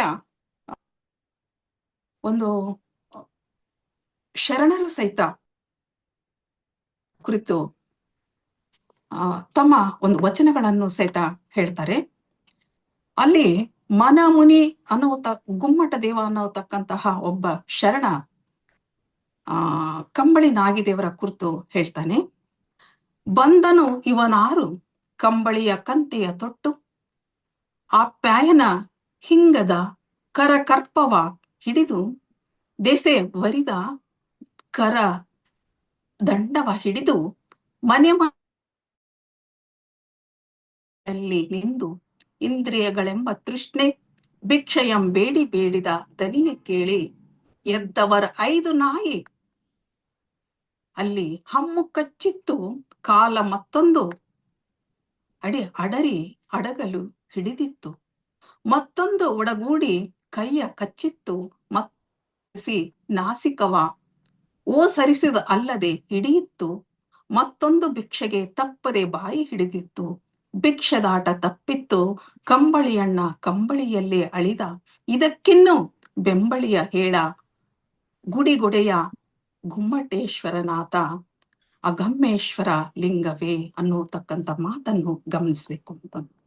ಯಾಕಂತಂದ್ರೆ ಕಂಬಳಿ ನಾಗಿದೇವಯ್ಯನ ಒಂದು ಶರಣ ಚಳುವಳಿಯಲ್ಲಿ ಬಹು ಶ್ರೇಷ್ಠ ವ್ಯಕ್ತಿ ಅನ್ನೋತಕ್ಕಂತಹ ಮಾತನ್ನು ನಾವಿಲ್ಲಿ ಗಮನಿಸಿದಾಗ, ಅವರ ಒಂದು ಬಸವಣ್ಣನವರ ಒಂದು ಸಾಮೀಪ್ಯದಲ್ಲಿ ಒಂದು ಸ್ನೇಹಪೂರಿತವಾದ ವಾತಾವರಣದಲ್ಲಿ ಭಕ್ತಿಯ ಓಲಾಟದಲ್ಲಿ ಬೆಳೆದಂತವರು ಅಂತಂದಾಗ ಶರಣ ಶಿವನಾಗಿಮಯ್ಯ ಅಂತ. ಅಷ್ಟೇ ಅಲ್ಲ, ಇಲ್ಲಿ ಶರಣರ ಶಿವನಾಗಿಮಯ್ಯನನ್ನು ಸ್ಮರಿಸಿ ಕಾಯಕದ ಒಂದು ಶ್ರೇಷ್ಠತೆಯನ್ನು ಇಲ್ಲಿ ಕೊಂಡಾಡಿದ್ದಾರೆ. ಅದು ಕಂಬಳಿಯ ಕಾಯಕದ ಒಂದು ಶ್ರೇಷ್ಠತೆ ಈ ವಚನದಲ್ಲಿ ಕಾಣ್ಬೋದು ಅಂತ. ಯಾಕಂತಂದ್ರೆ ಸಂಬೋಳಿ ಸಂಬೋಳಿ ಅನ್ನುತ್ತ ಇಂಬಿನಲ್ಲಿ ಇದ್ದೇನೆ, ನಿಮ್ಮ ನಾಮವಿಡಿದ ಅನಾಮಿಕ ನಾನು ಅಂತ ಹೇಳ್ತಾನೆ. ಬಸವಣ್ಣನವರೇ ತಮ್ಮನ್ನೇ ಒಂದ್ ಕಡೆ ಹೇಳ್ತಾರೆ, ಸಂಬೋಳಿ ಸಂಬೋಳಿ ಅನ್ನೋತಕ್ಕಂಥ ಇಂಬಿನಲ್ಲಿ ಹಿಡಿದೇನೆ ನಿಮ್ಮ ನಾಮ ಬಿಡಿದ ಅನಾಮಿಕ ಅಂತಂದ್ರೆ ನಾನು ಸಹಿತ ಅಪರಿಚಿತ ಅಂತ ಹೇಳ್ತಾರೆ. ಅನಾಮಿಕ ಅಂದ್ರೆ ಅಪರಿಚಿತ, ಅಂದ್ರೆ ನಾನು ಈ ಸಮಾಜಕ್ಕೆ ಅಪರಿಚಿತನಾಗಿಯೇ ನಾನು ನಿಮ್ಮ ಮುಂದೆ ಇದ್ದೇನೆ ಅನ್ನೋತಕ್ಕಂಥ ಮಾತನ್ನು ಇಲ್ಲಿ ಸ್ಪಷ್ಟಪಡಿಸ್ಬೇಕಾದರೆ, ಇಲ್ಲಿ ಮನಮನಿಯೂ ಸಹಿತ ಇಲ್ಲಿ ಬರೋದು ಮನೋಮನಿಯೂ ಸಹಿತ ಕಂಬಳಿಯ ಕಂತೆಯ ಒದ್ದವರನ್ನು ಅಲ್ಲಿ ಗೌರವವನ್ನು ಕೊಟ್ಟದ್ದನ್ನು ಕಾಣ್ಬೋದು. ಅಂದ್ರೆ ಯಾಕಂತಂದ್ರೆ ಕಂಬಳಿ ಅಂದ್ರೆ ಕೇವಲ ಅದು ಉಡುಗೆಯಲ್ಲ, ಮತ್ತು ಅದು ವ್ಯಕ್ತಿ ಗೌರವವನ್ನು ಹೆಚ್ಚಿಸತಕ್ಕಂತಹ ಒಂದು ಒಂದು ಶ್ರೇಷ್ಠತೆಯನ್ನು ಬಿಂಬಿಸತಕ್ಕಂಥದ್ದು. 12ನೇ ಶತಮಾನದ ಒಂದು ಸಮಾನತೆ, ಕಾಯಕ, ಆತ್ಮ ಶುದ್ಧಿಯ ಒಂದು ಸಾಕಾರದ ಒಂದು ಪ್ರತಿರೂಪವೇ ಅದು ಕಂಬಳಿಯಾಗಿತ್ತು. ಹೀಗಾಗಿ ಅಂದು ಶರಣರು ಕಂಬಳಿ ನಾಗಿದೇವನನ್ನು ಮೇಲ್ವರ್ಗ, ಸಮಾಜ, ಜಾತಿಯ ಹಂಗಿಡಿದು ಅವರನ್ನು ಅವಮಾನಿಸಿದ್ದು ಸಹಿತ ಉಂಟು ಅನ್ನುವುದನ್ನು ಗಮನಿಸಬೇಕು ಅಂತ. ತಮ್ಮ ಕೈಯನ್ನು ಆಯುಧವನ್ನಾಗಿ ಮಾಡಿಕೊಂಡು ತಮ್ಮ ರಕ್ಷಣೆಗೋಸ್ಕರ ದಶ ದಂಡಮಂ ಅನ್ನತಕ್ಕಂಥ ಮಾತಲ್ಲಿ ಆ ವಚನದಲ್ಲಿ ಬರ್ತದ ಅಂತಂದಾಗ, ದಶ ದಂಡ ಅಂತಂದಾಗ ಇಲ್ಲಿ ದಂಡ ದಶಗುಣಮ ಅನ್ನತಕ್ಕಂತ ಒಂದು ರಕ್ಷಣೆಗೋಸ್ಕರ ಕಟ್ಟಿಗೆಯನ್ನು ತೆಗೆದುಕೊಳ್ಳೋದು. ಹೌದಾ? ಈ ಕೋಲು ಅಥವಾ ದಂಡ ಏನದೆಯಲ್ಲ, ದುಷ್ಟರನ್ನು ಸೆಣಸಲು, ಅವರನ್ನು ಎದುರಿಸಲು, ವೈರಿಗಳನ್ನು ಸದೆಬಡಿಯಲು ಅವರ ಕೈಯಲ್ಲಿ ದಂಡ ಆಯುಧವಾಗಿ ಇತ್ತು ಅನ್ನೋತಕ್ಕಂಥ ಮಾತನ್ನು ಇಲ್ಲಿ ನೋಡು. ಯಾಕಂತಂದ್ರೆ ಅವರಿಗೆ ಈ ಸಾಕಷ್ಟು ರೀತಿಯಾದಂಥ ತೊಂದರೆಗಳು ಇರಬಹುದು. ಸಾಕಷ್ಟು ತೊಂದರೆಯನ್ನು ಕೊಟ್ಟಿದ್ದರಿಂದ ಅವರು ಆ ದಂಡವನ್ನು ಬಳಸಿ ಓಡಾಡ್ತಾ ಇದ್ರು ಅನ್ನೋತಕ್ಕಂಥ ಮಾತು ಸಹಿತ ಇದೆ ಅಂತ. ಜಾತಿ ಪ್ರತಿಷ್ಠೆ ಬಂದಾಗ ಅದರಲ್ಲಿ ಇರ್ತಕ್ಕಂತಹ ಒಂದು ಅಪಾರವಾದಂತಹ ಅನುಭವ ಏನಿದೆಯಲ್ಲ, ಆ ಉಳ್ಳವರನ್ನು ಅಲ್ಲಿ ಆಯುಧ ಉಳ್ಳವರಿಗೆ ಒಂದು ಪ್ರತಿ ಆಯುಧವಾಗಿ ಈ ದಂಡವನ್ನು ತೆಗೆದುಕೊಂಡಿರ್ತಕ್ಕಂತಹ ಸಂದರ್ಭ ಇದೆ ಅಂತ. ಅಷ್ಟೇ ಅಲ್ಲ, ಅಲ್ಲಿ ಬರತಕ್ಕಂತಹ ಇಂದು ಪುರೋಹಿತಶಾಹಿ ವರ್ಗ ನಾಯಿಗಳಂತೆ ಅವರ ಬೆನ್ನಟ್ಟಿತ್ತು ಅನ್ನೋತಕ್ಕಂತ ಮಾತು ಅಲ್ಲಿ ಬರ್ತದೆ ಅಂತ. ಯಾಕಂದ್ರೆ ಹಮ್ಮು ಕಚ್ಚಿತ್ತು, ಆಮೇಲೆ ನಾಸಿಕವ ಓಸರಿಸಲಿಡಿತ್ತು, ಮತ್ತೊಂದು ಭಿಕ್ಷೆಗೆ ತಪ್ಪದೆ ಬಾಯಿ ಹಿಡಿದಿತ್ತು, ಭಿಕ್ಷದಾಟ ತಪ್ಪಿತ್ತು ಕಂಬಳಿ ಅಣ್ಣ ಕಂಬಳಿಯಲ್ಲೇ ಅಳಿದ ಅಂತ ಹೇಳ್ತಾನೆ. ಅವನು ಕೇರಿ ತಿರುಗ್ತಾ ಇದ್ದ. ಒಂದು ರಾಜಬೀದಿಯಲ್ಲಿ ಸಂಬೋಳಿ ಅಂತ ಹೇಳ್ತಾ ಇದ್ದ. ಅಂದ್ರೆ ಕಸ ಗುಡಿಸತಕ್ಕಂತ ಒಂದು ಕೆಲಸವನ್ನು ಅವನು ಮಾಡ್ತಾ ಇದ್ದ. ಮಾಡತಕ್ಕಂತ ಸಂದರ್ಭದಲ್ಲಿ ರಾಜಬೀದಿಯಲ್ಲಿ ದಲಿತರು ಊರ ಪ್ರವೇಶ ಮಾಡ್ತಾ ಇದ್ದಾರೆ ಅಂತಂದಾಗ ದೂರ ಹೋಗಿ ದಲಿತರು ಊರೊಳಗೆ ಬರ್ತಾ ಇದ್ದಾರೆ ಅನ್ನೋತಕ್ಕಂಥ ಮಾತು ಅಂದಿತ್ತು ಅಂತ. ಹಾಗಾಗಿ ಅವನಿಗೆ ನಾನಾ ರೀತಿಯಾದಂತ ಹಿಂಸೆ ಆಗಿರ್ಬೋದು ಮತ್ತು ಅವಮಾನವಾಗಿರ್ಬೋದು, ಇವುಗಳನ್ನೆಲ್ಲ ಗಮನಿಸಿದಾಗ ಕಂಬಳಿ ನಾಗಿದೇವನ ಒಂದು ವ್ಯಕ್ತಿತ್ವ ಎಂತಹ ಒಂದು ಸಂದರ್ಭದಲ್ಲಿ ಅವರು ತಮ್ಮ ವ್ಯಕ್ತಿತ್ವಕ್ಕೆ ಯಾವುದೇ ರೀತಿಯಾದಂತ ಊನ ಬರದ ಹಾಗೆ ಅವರು ಕಾಪಾಡಿಕೊಂಡದ್ದನ್ನು ನಾವು ಕಾಣ್ಬೋದು ಅಂತ. ಅಷ್ಟೇ ಅಲ್ಲ, ಈ ಕಂಬಳಿ ಅನ್ನೋದು ಏನಿದಿಲ್ಲ, ಆತ್ಮಶುದ್ಧಿಯ ಭಿಕ್ಷೆಯ ಜೊತೆಗೆ ತಮ್ಮ ಒಂದು ಸ್ವಾಭಿಮಾನದ ಒಂದು ಸ್ವಾಭಿಮಾನವನ್ನು ಸಹಿತ ಹತ್ತಿಕ್ಕಲು ಕಾರಣವಾಗಿತ್ತು ಅಂತ. ಅರೆ ಜೀವವಾಗಿತ್ತು ಎಲ್ಲಿ? ಆ ಕಂಬಳಿಯಲ್ಲಿ ಶಿವನಾಗಿ ಮಾಯ ಅರೆ ಜೀವವಾಗಿದ್ದ ಅಂತ. ಹೀಗಾಗಿ ಇಲ್ಲಿ ಬೆಂಬಿಡದೆ ಕಾಡಿದಂತಹ ಆ ನಾಯಿಗಳನ್ನು ಅಂತಂದಾಗ ಅವನ ಬೇಟೆಯಾಡಿರ್ತಕ್ಕಂತಹ, ಅವನ ಹಿಂದೆ ಬೆನ್ನಟ್ಟಿರತಕ್ಕಂತಹ ನಾಯಿಗಳ ಬಗ್ಗೆ ಈ ಮನುಮುನಿ ಆಕ್ರೋಶವನ್ನು ವ್ಯಕ್ತಪಡಿಸ್ತಾನೆ ಅಂತ. ಹೀಗಾಗಿ ಕಂಬಳಿ ನಾಗಿದೇವನ ಒಂದು ವ್ಯಕ್ತಿತ್ವವನ್ನು ಈ ವಚನದ ಮೂಲಕ ನಾವಿಲ್ಲಿ ಕಾಣಲು ಸಾಧ್ಯವಾಗ್ತದೆ ಅನ್ನೋತಕ್ಕಂತ ಮಾತನ್ನಿಲ್ಲಿ ಗಮನಿಸಬೇಕು. ಅಷ್ಟೇ ಅಲ್ಲ, ಈ ಕವಿಯ ಕುರಿತಾಗಿ ಹರಿಹರ ಸಹಿತ ಹೇಳ್ತಾನೆ. ಬಸವರಾಜ ದೇವರ ರಗಳೆಯಲ್ಲಿ ಒಂದ್ ಕಡೆ ಬರ್ತದ, ಕಂಬಳಿ ನಾಗಿದೇವನೆಂಬ ಹಿರಿಯ ಮಹೇಶ್ವರನ ಮತ್ತು ಮನೆಯ ಪೊಕ್ಕು ಸಂಘ ಪ್ರಸಾದವ ಸ್ವೀಕರಿಸಿ ಪ್ರಸಾದವೆರಿಸಿ ಕೈಕೊಳ್ಳುತ್ತಾರೆ ಅನ್ನತಕ್ಕಂಥ ಪ್ರಸಂಗ ಅಲ್ಲಿ ಬರ್ತದೆ. ಆಮೇಲೆ ಬಸವ ಪುರಾಣದ 10ನೆಯ ಒಂದು ಸ್ಥಳದಲ್ಲಿ ಕಂಬಳಿ ನಾಗಿದೇವನ ಕುರಿತು ಒಂದು ಪ್ರಸ್ತಾಪವು ಸಹಿತ ಇದೆ. ಅಜ್ಞಾತ ಕವಿ ರಚನೆ ಮಾಡಿರತಕ್ಕಂತಹ ಪವಾಡ ಬಸವೇಶ್ವರ ಕಾವ್ಯದಲ್ಲಿಯೂ ಸಹಿತ ಈ ಶರಣರ ಬಗ್ಗೆ ಒಂದು ಪ್ರತಿಪಾದನೆಯನ್ನು ಕಾಣಬಹುದು ಅಂತ. ಯಾಕಂತಂದ್ರೆ 12ನೇ ಶತಮಾನದ ಒಂದು ಶರಣ ಸಂಸ್ಕೃತಿ ಏನಿದೆಯಲ್ಲ, ಇದು ರಾಜಕೀಯ ವಾತಾವರಣವನ್ನ ಪ್ರೇರಿತವಾದಂತ ಒಂದು ವಾತಾವರಣ. ಅಂತ ಒಂದು ವ್ಯವಸ್ಥೆಯನ್ನು ಪ್ರಬಲವಾಗಿ ಅಲ್ಲಿ ವಾತಾವರಣ ಒಂದು ಬಿಂಬಿಸಲು ಕಾರಣವೂ ಸಹಿತ ಅಂದಾಗಿತ್ತು ಅಂತ. ಬಸವಣ್ಣನವರ ಒಂದು ಸಾಮಾಜಿಕ ವ್ಯವಸ್ಥೆಯಲ್ಲಿ ಬದಲಾವಣೆಯನ್ನು ತರುವುದು ಅವ್ರಿಗೆ ಬೇಕಾಗಿರ್ತಕ್ಕಂಥ ಮುಂದಿನ ಒಂದು ಅವಕಾಶ ಅದು ಆಗಿತ್ತು ಅಂತ. ಅಷ್ಟೇ ಅಲ್ಲ, ಅಸ್ಪೃಶ್ಯರ ಒಂದು ಅನುಭವಗಳು ಏನಿದ್ದವಲ್ಲ, ಶರಣರ ಅನುಭವಗಳು ಶರಣ ಧರ್ಮದ ಒಂದು ಪ್ರಜ್ಞೆಯಿಂದ ಪ್ರೇರಿತವಾಗಿರತಕ್ಕಂತಹ ಅನುಭವಗಳವಾಗಿದ್ದವು. ಹೀಗಾಗಿ ಆ ಅನುಭವ ಹೆಂಗಿದ್ದವು ಅಂತಂದಾಗ ತಣ್ಣನೆಯ ಮತ್ತು ಶರಣ ಧರ್ಮದ ಬಂಡಾಯ ಪ್ರೇರಣೆಯ ಅನುಭವದ ನುಡಿಗಳು ಅವರ ಮಾತುಗಳಾಗಿದ್ದವು ಅಂತ. ಹೀಗಾಗಿ ಅವು ಮಾತುಗಳೇ ವಚನಗಳಾಗಿ ನಮ್ಮ ಮುಂದೆ ಅಲ್ಲಿ ಮಾತನಾಡಲು ಪ್ರಾರಂಭವಾಗಿದ್ದನ್ನು ಗಮನಿಸಬೇಕು. ಹೀಗಾಗಿ ಒಂದು ಮಾನವೀಯ ಮೌಲ್ಯಗಳ ಜೊತೆಗೆ ಮನುಷ್ಯ ಸಂಬಂಧವೂ ಸಹಿತ ಬಹಳ ಮುಖ್ಯವಾದದ್ದು ಅದನ್ನು ಕಟ್ಟಿಕೊಟ್ಟಂತಹ ಶರಣರು ಮಾದಾರ, ಚೆನ್ನಯ್ಯ, ಅಂಬಿಗರ, ಚೌಡಯ್ಯ ಮತ್ತು ಸಾಕಷ್ಟು ರೀತಿಯಾದಂತಹ ಸಂದರ್ಭದಲ್ಲಿ ಬರ್ತದ.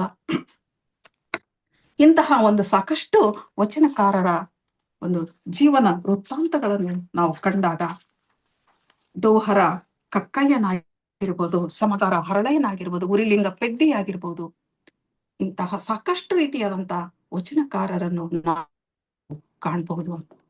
ಕಂಬಳಿ ನಾಗಿದೇವರ ಸಂಬೋಳಿ ನಾಗಿದೇವನಾದದ್ದು ಯಾವ ಸಂದರ್ಭದಲ್ಲಿ ಅಂತಂದಾಗ ಬಸವಣ್ಣನವರ ಒಂದು ಸಂಪರ್ಕಕ್ಕೆ ಬಂದಾಗಲೇ ಅದು ಸಾಧ್ಯವಾಯಿತು ಅನ್ನೋದನ್ನು ಗಮನಿಸಬೇಕು ಅಂತಂದು. ಮುಖ್ಯವಾಗಿ ಲಿಂಗಾರ್ಚನೆಯ ಮಾಡುವ ಮಹಾ ಮಹಿಮರೆಲ್ಲರೂ ಸಲಿಗೆವಂತರಾಗಿ ಒಳಗೈದಾರೆ. ಆನುದೇವ ಹೊರಗಣವನು ಸಂಬೋಳಿ ಸಂಬೋಳಿ ಅನ್ನುತ್ತ ಇಂಬಿನಲ್ಲಿ ಇದ್ದೇನೆ ಕೂಡಲ ಸಂಗಮ ದೇವ, ನಿಮ್ಮ ನಾಮವಿಡಿದ ಅನಾಮಿಕ ನಾನು ಅಂತ ಹೇಳ್ತಾನೆ ಬಸವಣ್ಣ. ನೋಡ್ರಿ, ಬಸವಣ್ಣನೂ ಸಹಿತ ಇಲ್ಲಿ ಈ ವರ್ಗದ ಜೊತೆಗೆ, ಈ ಮಹಾ ಶರಣರ ಜೊತೆಗೆ ಅವರಲ್ಲಿ ಒಬ್ಬರಾಗಿ ಅವರ ಒಂದು ಮಾತುಗಳು ತಮ್ಮವೇ ಮಾತುಗಳನ್ನು ತಕ್ಕಂತ ಒಂದು ಏನಿದೆಯಲ್ಲ ವಚನಗಳ ಮಾತುಗಳು ಬಹಳ ಒಂದು ಮೇರುತನವನ್ನು ಬಿಂಬಿಸ್ತವೆ ಅಂತ. ಯಾಕಂದ್ರೆ ಅಂದು ಶರಣ ಧರ್ಮ ಅನೇಕ ಆದರ್ಶಗಳ ಮೇಲೆ ನಿಂತಿದ್ದರೂ ಸಹಿತ ಅದು ಒಂದು ಪ್ರತಿಭಟನೆಯ ತಿಕ್ಕಾಟವಿತ್ತು ಅಂತ. ಲಿಂಗಾರ್ಚನೆ ಮಾಡುವ ಮಹಾಮಹಿಮರೆಲ್ಲರೂ ಸಲಿಗೆವಂತರಾಗಿ ಅಂತ. ಯಾರು ಲಿಂಗಾರ್ಚನೆನೋ ತೋರಿಕೆ ಲಿಂಗಾರ್ಚನೆಯನ್ನು ಮಾಡತಕ್ಕಂಥವರೆಲ್ಲ ನಾನು ಲಿಂಗವಂತ, ನಾನು ಲಿಂಗಾಯತ, ಹೌದಾ, ನಾನು ಶ್ರೇಷ್ಠ ಲಿಂಗ ಪೂಜೆ ಮಾಡತಕ್ಕಂತಹ ಅರ್ಹತೆಯನ್ನು ಪಡೆದಿರತಕ್ಕಂಥ ವ್ಯಕ್ತಿ ಅಂತಂದು ಯಾರು ಪದೇ ಪದೇ ಹೇಳ್ಕೋತಾರೋ, ಆದರೆ ಅವರಿಗಿಂತ ಮಿಗಿಲಾಗಿ ನಾನ್ ಒಳಗೈದಾರೋ ಆನು ದೇವ ಇವರೆಲ್ಲ ಏನಿದ್ದಾರೆ ಅಂತಂದ ಹೊರಗಿರ್ಬೋದು, ಆದರೆ ನಾನು ಅವರ ಜೊತೆಗೆ ಒಳಗಿದ್ದೇನೆ, ನಾನು ದೇವ ಹೊರಗಣವನು, ನಾನೂ ಸಹಿತ ನಿಮ್ಮೊಂದಿಗೆ ಇದ್ದೇನೆ ಅನ್ನೋತಕ್ಕಂಥ ಮಾತನ್ನ ಇಲ್ಲಿ ಹೇಳ್ಬೇಕಾದ್ರೆ, ಇಂತಹ ಒಂದು ವಾತಾವರಣದಲ್ಲಿ ಲಿಂಗದ ಅಸ್ತಿತ್ವವನ್ನು ಕಾಣುವುದು ಸಾಧ್ಯವಾಗದೇ ಇರತಕ್ಕಂತಹ ಆ ವರ್ಗದ ಜೊತೆಗೆ ಇಲ್ಲಿ ಈ ಮಾತನ್ನು ಹಂಚಿಕೊಡುತ್ತಾರೆ ಅಂತ. ಅಂದು ದೇವರ ಹೆಸರಿನಲ್ಲಿ ನಡೆಯತಕ್ಕಂತಹ ವಂಚನೆ, ಸುಲಿಗೆ ಮತ್ತು ಅನಾಚಾರಗಳು ಬಹಿರಂಗಗೊಳ್ಳತಕ್ಕಂಥ ಅವಶ್ಯಕತೆ ಅಂದಿತ್ತು ಅಂತ. ಆದ್ರೆ ಬಸವಣ್ಣನವರು ತಾವು ಎಲ್ಲಿಯೂ ಸಹಿತ ಶ್ರೇಷ್ಠ ಅಂತ ಅವರು ಎಂದು ಹೇಳಿಕೊಳ್ಳೋದೇ ಇಲ್ಲ ಅಂತ. ತಮ್ಮನ್ನು ಕನಿಷ್ಠ ಅಂತ ಹೇಳ್ತಾರೆ. ಒಂದು ಸಂಬೋಳಿ ಅನ್ನತಕ್ಕಂತಹ ಹೇಳತಕ್ಕಂಥ ಸಾಕಷ್ಟು ಉಪಮೆಗಳು, ದೃಷ್ಟಾಂತಗಳು, ಮಾತುಗಳು ಅವರ ವಚನಗಳಲ್ಲಿ ಕಾಣ್ತವೆ ಅಂತ. ದಲಿತರ ಆಲಯ ಪ್ರವೇಶದಲ್ಲಿ ಮಾದಾರ ಚೆನ್ನಯ್ಯ ಶಿವನೊಂದಿಗೆ ಅಂಬಲಿಯನ್ನು ಉಂಡದ್ದನ್ನು ಇಲ್ಲಿ ಸ್ಮರಿಸಿಕೊಳ್ಳಬಹುದು. ಯಾಕಂತಂದ್ರೆ ಭಕ್ತಿಯ ಮೂಲಕ ಸಮಾಜದ ಜನರಿಗೆ ಒಳ್ಳೆಯ ಸಂದೇಶವನ್ನು ಕೊಡಬೇಕಾಗಿತ್ತು. ಸಾಮಾನ್ಯರಿಗೆ ಒಂದು ಭಕ್ತಿಯ ಅಭಯ ಆಶ್ರಯವನ್ನು ನೀಡಬೇಕಾಗಿತ್ತು. ದೇವರು ನಿಮ್ಮಿಂದ ದೂರವಿಲ್ಲ, ದೇವರ ನಿಮ್ಮ ಹತ್ತಿರನೇ ಇದ್ದಾನೆ, ಗೆಳೆಯನಂತೆ ಇದ್ದಾನೆ, ಆತ್ಮೀಯನಾಗಿದ್ದಾನೆ, ಮತ್ತು ನಮ್ಮ ಜೊತೆಗೆ ಅಲ್ಲಿ ಅಂಬಲಿಯನ್ನು ಸವಿಯಲು ಬಂದಾನೆ ಅಂತಂದು ಮಾದಾರ ಚೆನ್ನಯ್ಯನ ರಗಳೆಯಲ್ಲಿ ಅಲ್ಲಿ ಹರಿಹರ ಹೇಳತಕ್ಕಂಥ ಮಾತನ್ನು ಇಲ್ಲಿ ಸ್ಮರಿಸಿಕೊಳ್ಬಹುದು ಅಂತ. ಹೀಗಾಗಿ ಅವರಿಗೆ ಒಂದು ಸಹಾನುಭೂತಿ, ಗೌರವಗಳು ಶರಣ ಧರ್ಮದ ಒಂದು ನೀಡುವುದರ ಜೊತೆ, ಶರಣ ಧರ್ಮ ನೀಡುವ ಜೊತೆಗೇ ಸಹಿತ ಧರ್ಮದ ಅಲ್ಲಿ ಶ್ರೇಷ್ಠತೆ, ಧರ್ಮದ ಒಂದು ತತ್ವವನ್ನು ಅವ್ರಿಗೆ ಅರ್ಹತಕ್ಕಂತ ಒಂದು ಸಂದರ್ಭ ಅಲ್ಲಿ ನಿರ್ಮಾಣವಾಗಿತ್ತು ಅಂತ. ಯಾಕಂತಂದ್ರೆ ಧರ್ಮವೇ ಜೀವಾಳವಾಗಿರತಕ್ಕಂತಹ ಅಂತಹ ಒಂದು ಸಂದರ್ಭದಲ್ಲಿ ಅವರಿಗೆ ಒಂದು ಶಕ್ತಿಶಾಲಿಯಾಗತಕ್ಕಂತಹ ಒಂದು ವಾತಾವರಣವನ್ನು ಅವರಿಗೆ ಕಟ್ಟಿಕೊಡಬೇಕಾಗಿದೆ ಅನ್ನೋತಕ್ಕಂತ ಮಾತನ್ನ ಇಲ್ಲಿ ಸ್ಮರಿಸಿಕೊಳ್ಳುತ್ತಾ, ಮುಖ್ಯವಾಗಿ ಕಂಬಳಿ ನಾಗಿದೇವನ ಅನೇಕ ಒಂದು ವಿಚಾರಗಳನ್ನು ಹೇಳ್ತಾ ಮುಂದೆ ತನ್ನ ಒಂದು ಸಾಮೀಪ್ಯಕ್ಕೆ ಬಂದಿರತಕ್ಕಂಥ ಅಸಂಖ್ಯಾತ ಶರಣರನ್ನು ಇಲ್ಲಿ ಕಂಡುಕೊಂಡು ಬಂದಿರತಕ್ಕಂಥ ವಾಸ್ತವತೆಯನ್ನು ಅಲ್ಲಿ ಪ್ರಶ್ನೆ ಮಾಡ್ತಾನೆ ಅಂತ. ಸಮಾಜದಲ್ಲಿ ಅಂದು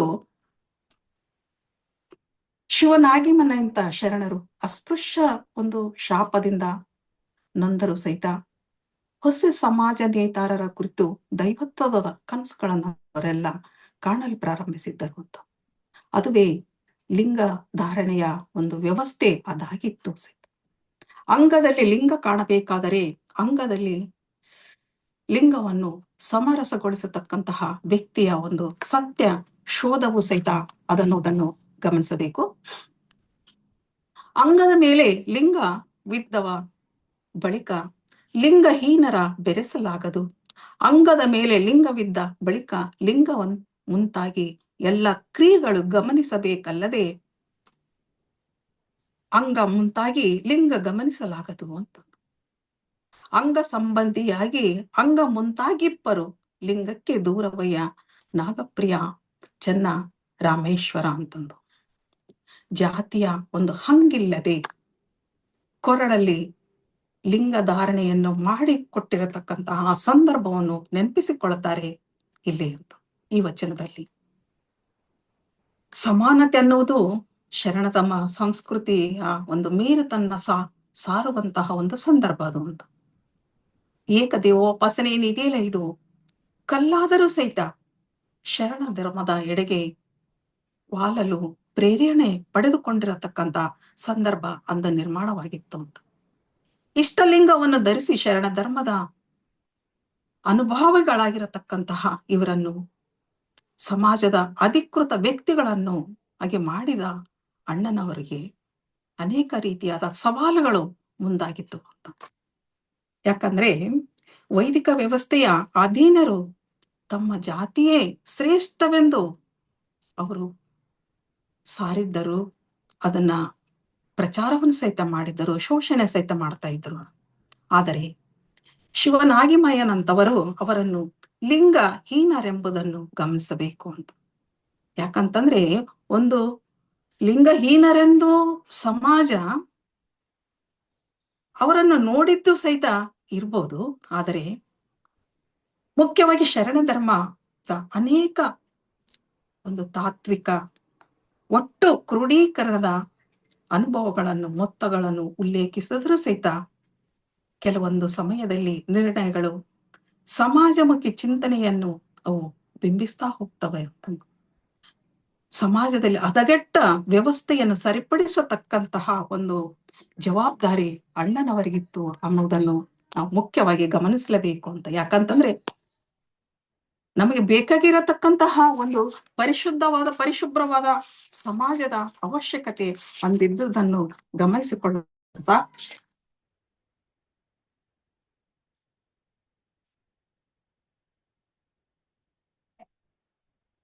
ಇವೆಲ್ಲದರ ನಡುವೆ ಮುಖ್ಯವಾಗಿ ಅವರಿಗೆ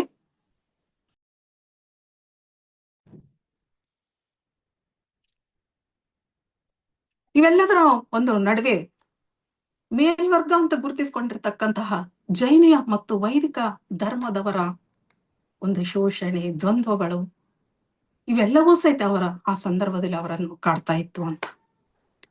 ಅಸ್ಪೃಶ್ಯರೆಂದು ಗುರುತಿಸಿಕೊಂಡಿರ್ತಕ್ಕಂತಹ ಈ ಜನವರ್ಗದವರಿಗೆ ಮುಖ್ಯವಾಗಿ ಮಹೇಶ್ವರನ ಒಂದು ಸ್ಥಾನವನ್ನು ಕಲ್ಪಿಸಿಕೊಡ್ಬೇಕಾಗಿತ್ತು ಅಂತ. ಅದಕ್ಕೆ ಲಿಂಗಧಾರಣೆ ಬಹಳ ಮುಖ್ಯ ಅಂತ. ಅಂಗದ ಮೇಲೆ ಲಿಂಗದ ದೀಕ್ಷೆಯನ್ನು ನೋಡಿ ಲಿಂಗವಂತರನ್ನಾಗಿಸತಕ್ಕಂತಹ ಒಂದು ಕರ್ತವ್ಯ ಪ್ರಜ್ಞೆ, ಜವಾಬ್ದಾರಿ, ಗುರುತರವಾದ ಒಂದು ಜವಾಬ್ದಾರಿ ಅಣ್ಣನವರದಿತ್ತು ಅಂತ. ಹೀಗಾಗಿ ಸಾಮಾಜಿಕವಾಗಿ ಅನ್ಯಾಯಕ್ಕೆ ಒಳಗಾದಂತಹ ಈ ವರ್ಗಕ್ಕೆ ಊರೊಳಗೆ ಇರಲು ಅವಕಾಶ ಕಲ್ಪಿಸಿಕೊಡ್ತಾರೆ ಮತ್ತು ಅವರಿಗೆ ಅನುಭವ ಮಂಟಪದಲ್ಲಿ ಒಂದು ಮೂಲ ವೇದಿಕೆಯನ್ನು ಸಹಿತ ನೀಡಲು ಅಣ್ಣನವರು ಕಾರಣಕರ್ತರು ಅನ್ನೋ ಮಾತನ್ನು ನಾವು ಒಪ್ಕೋಬೇಕು ಅಂತ. ಹೀಗಾಗಿ ಶಿವನಾಗಿಮಯ್ಯ ಒಬ್ಬ ಶ್ರೇಷ್ಠ ಶರಣ ಸಹಿತ ಹೌದು. ಧರ್ಮದ ಮೂಲಕ, ಶರಣ ಧರ್ಮದ ಮೂಲಕ ಆಧ್ಯಾತ್ಮಿಕ ಮತ್ತು ಮಾನಸಿಕ ಒಂದು ಸ್ಥಿತ್ಯಂತರದಲ್ಲಿ ಅಧ್ಯಾತ್ಮದ ಒಂದು ಮೇರುತನದ ಒಂದು ಸುಖವನ್ನು ಕೊಟ್ಟಂತವರು ಸಹಿತ ನಮ್ಮ 12ನೇ ಶತಮಾನದ ಶರಣರು ಅಂತ. ಈ ಒಂದು ಸೊಗದ ಒಂದು ಸಿಹಿಯ ಪಕ್ವತೆಯನ್ನು ವಿಭಿನ್ನ ವಿಚಾರಗಳ ಮೂಲಕ ಇಲ್ಲಿ ಸಮರ್ಥಿಸಿ ಹೇಳತಕ್ಕಂತಹ ಒಂದು ಪರಿ ಯಾವುದು ಅಂತಂದಾಗ ಘನ ಸುಖ ಮಹಾಸುಖವ ಮುಟ್ಟಲು ಸಮಸುಖಗಳ ಸರಿಸಬಲ್ಲ ಅವನಲ್ಲೇ ಕೊಯ್ದ ಸೂಡ ಕಟ್ಟಬಲ್ಲ ನಾಗಪ್ರಿಯ ಚನ್ನರಾಮೇಶ್ವರ ನಿಮ್ಮ ಶರಣನು ಸುಖಿಸಬಲ್ಲ ಸುಖವನು ಅಂತ ಇಲ್ಲಿ ಈ ವಚನದಲ್ಲಿ ಕಾಣ್ಬೋದು ಅಂತಂದು. ವಿಭೂತಿ ರುದ್ರಾಕ್ಷಗಳು ಕಾಯದ ಮೇಲೆ ಧರಿಸತಕ್ಕಂತಹ ಅರಿವಿನ ಲಾಂಛನಗಳು ಸಹಿತ ಹೌದು. ಭಕ್ತಿಯ ಒಂದು ಘನತೆಯನ್ನು ಹೆಚ್ಚಿಸತಕ್ಕಂತಹ ಪರಿಕ್ರಮಗಳು ಸಹಿತ ಈ ಒಂದು ಧಾರಣೆಯ ಮೂಲಕ ಸಿದ್ಧಿಸಲು ಸಾಧ್ಯವಾಗಿತ್ತು. ದಲಿತರಿಗೆ ಒಂದು ಭಕ್ತಿಯ ರೋಮಾಂಚನದ ಅನುಭೂತಿಯನ್ನು ಪಡೆದುಕೊಳ್ಳಲು ಅವರಿಗೆ ಸಾಧ್ಯವಾಗದೇ ಇದ್ದಾಗ ಅವರದು ಒಂದು ಕತ್ತಲೆಯ ಲೋಕ ಅಂದು ನಿರ್ಮಾಣವಾಗಿತ್ತು ಅಂತ. ಅಷ್ಟಾವರಣ ಷಟ್ಸ್ಥಲಗಳು ಮತ್ತು ಪಂಚಾಚಾರಗಳ ಒಂದು ತಾತ್ವಿಕವಾದಂತಹ ಧರ್ಮದ ಒಂದು ಸುಖವನ್ನು ಪಡೆದುಕೊಳ್ಳಲು ಅವರಿಗೆ ಸಾಧ್ಯವಾಗಲೇ ಇಲ್ಲ ಅಂತ. ಆದರೆ ಅದನ್ನು ಪಡ್ಕೋಬೇಕಾದ್ರೂ ಸಹಿತ ಅವರು ಸಾಕಷ್ಟು ರೀತಿಯಾದಂತಹ ಹೋರಾಟವನ್ನು ಮಾಡಿದ್ದು ಅವರ ಜೀವನ ಚರಿತ್ರೆಗಳು ಸಹಿತ ನಮ್ಗ ಅಲ್ಲಿ ಸಮರ್ಥಿಸಿ ಹೇಳಲು ಸಾಧ್ಯವಾಗ್ತದ. ಅವರ ಒಂದು ಜೀವನ ಚರಿತ್ರೆಯಲ್ಲಿ ನಾವು ಕಾಣಲು ಸಾಧ್ಯವಾಗ್ತದ ಅನ್ನುವುದನ್ನು ಗಮನಿಸಬೇಕು. ಮುಖ್ಯವಾಗಿ ಅಂತಹ ಒಂದು ಚರಿತ್ರೆಯ ದೃಷ್ಟಾಂತಗಳು ಅನೇಕವು ಕಾಣಲು ಪ್ರಾರಂಭವಾದಾಗ ಅಸ್ಪೃಶ್ಯರನ್ನು ಮತ್ತು ಅಂತ್ಯಜರನ್ನು ಕನಿಷ್ಠರಾಗಿ ಕಂಡಂತಹ ಸಂದರ್ಭದಲ್ಲಿ ಶರಣ ಧರ್ಮದ ಮೌಲ್ಯಗಳನ್ನು ಮೇಲೆತ್ತಿದ ಒಂದು ಶ್ರೇಷ್ಠ ಧರ್ಮ ಘನ ಸುಖವನ್ನು ನೀಡಿದಂತಹ ಅಂತ್ಯಜರನ್ನು ಮುಖ್ಯವಾಹಿನಿಗೆ ತಂದಂತವರು ನಮ್ಮ ಶರಣರು ಅಂತ. ಯಾಕಂತಂದ್ರೆ ಸತ್ಯ ಮಿಥ್ಯಗಳು ಅಂತ್ಯಜನ ನೋವಿನ ವಾತಾವರಣವನ್ನು ಸೃಷ್ಟಿ ಮಾಡ್ತವೆ ಅಂತ. ನಿತ್ಯ ಸಮಾಜದಲ್ಲಿ ಅವಮಾನದಲ್ಲಿ ಸತ್ತು ಹುಟ್ಟತಕ್ಕಂತಹ ಇಂತಹ ಒಂದು ಸಮುದಾಯಕ್ಕೆ ಬಸವ ತತ್ವಗಳು ಏನಿದ್ದವಲ್ಲ ಸರಳ ಮತ್ತು ಸಂತೋಷದ ಆಹ್ಲಾದದ ವಾತಾವರಣವನ್ನು ಒಂದು ಅವರಿಗೆ ನೀಡಿತ್ತಂದು ಗಮನಿಸಬೇಕು ಅಂತ. ಹೀಗಾಗಿ ಒಂದು ಆಂತರಿಕ ಅರಿವಿನ ಒಂದು ಮಹಾಸುಖ ಏನಿದೆಯಲ್ಲ ಅದು ಬಸವ ತತ್ವ ಅನ್ನುವುದನ್ನು ಗಮನಿಸಬೇಕು ಅಂತ. ಗುಪ್ತವಾಗಿ ಶಿವನನ್ನು ಧ್ಯಾನಿಸತಕ್ಕಂತಹ ಅಸಾಮಾನ್ಯ ಶರಣರು ಅಂದು ನಾವು ನೋಡಿದಾಗ ಮತ್ತು ಅಸಾಮಾನ್ಯವಾದಂತಹ ಒಂದು ಭಕ್ತಿಯ ಮೇರುತನವನ್ನು ಕಂಡಂತಹ ಶಿವನಾಗಿಮಯ್ಯನವರು ಕಂಡಾಗ ಆ ಸಂದರ್ಭದಲ್ಲಿ ಸಮಾಜದಲ್ಲಿ ವೈದಿಕ ಅವಮಾನಿಸಿದ್ದು ಸಹಿತ ಇದೆ ಅಂತಂದು. ಹೊಲೆಯರು ಊರ ಪ್ರವೇಶ ಮಾಡಿದರೆ ಮತ್ತು ತಮ್ಮ ಹೆಜ್ಜೆ ಗುರುತುಗಳನ್ನು ಅಳಿಸಲು ಅವರು ಬೆನ್ನಿಗೆ ಪೂರಕ್ಕೆ ಕಟ್ಟಿಕೊಂಡು ಊರು ಸ್ವಚ್ಛಗೊಳಿಸಬೇಕಾದಂತ ಸಂದರ್ಭಗಳು ಸಹಿತ ಇದ್ದು ಅಂತ.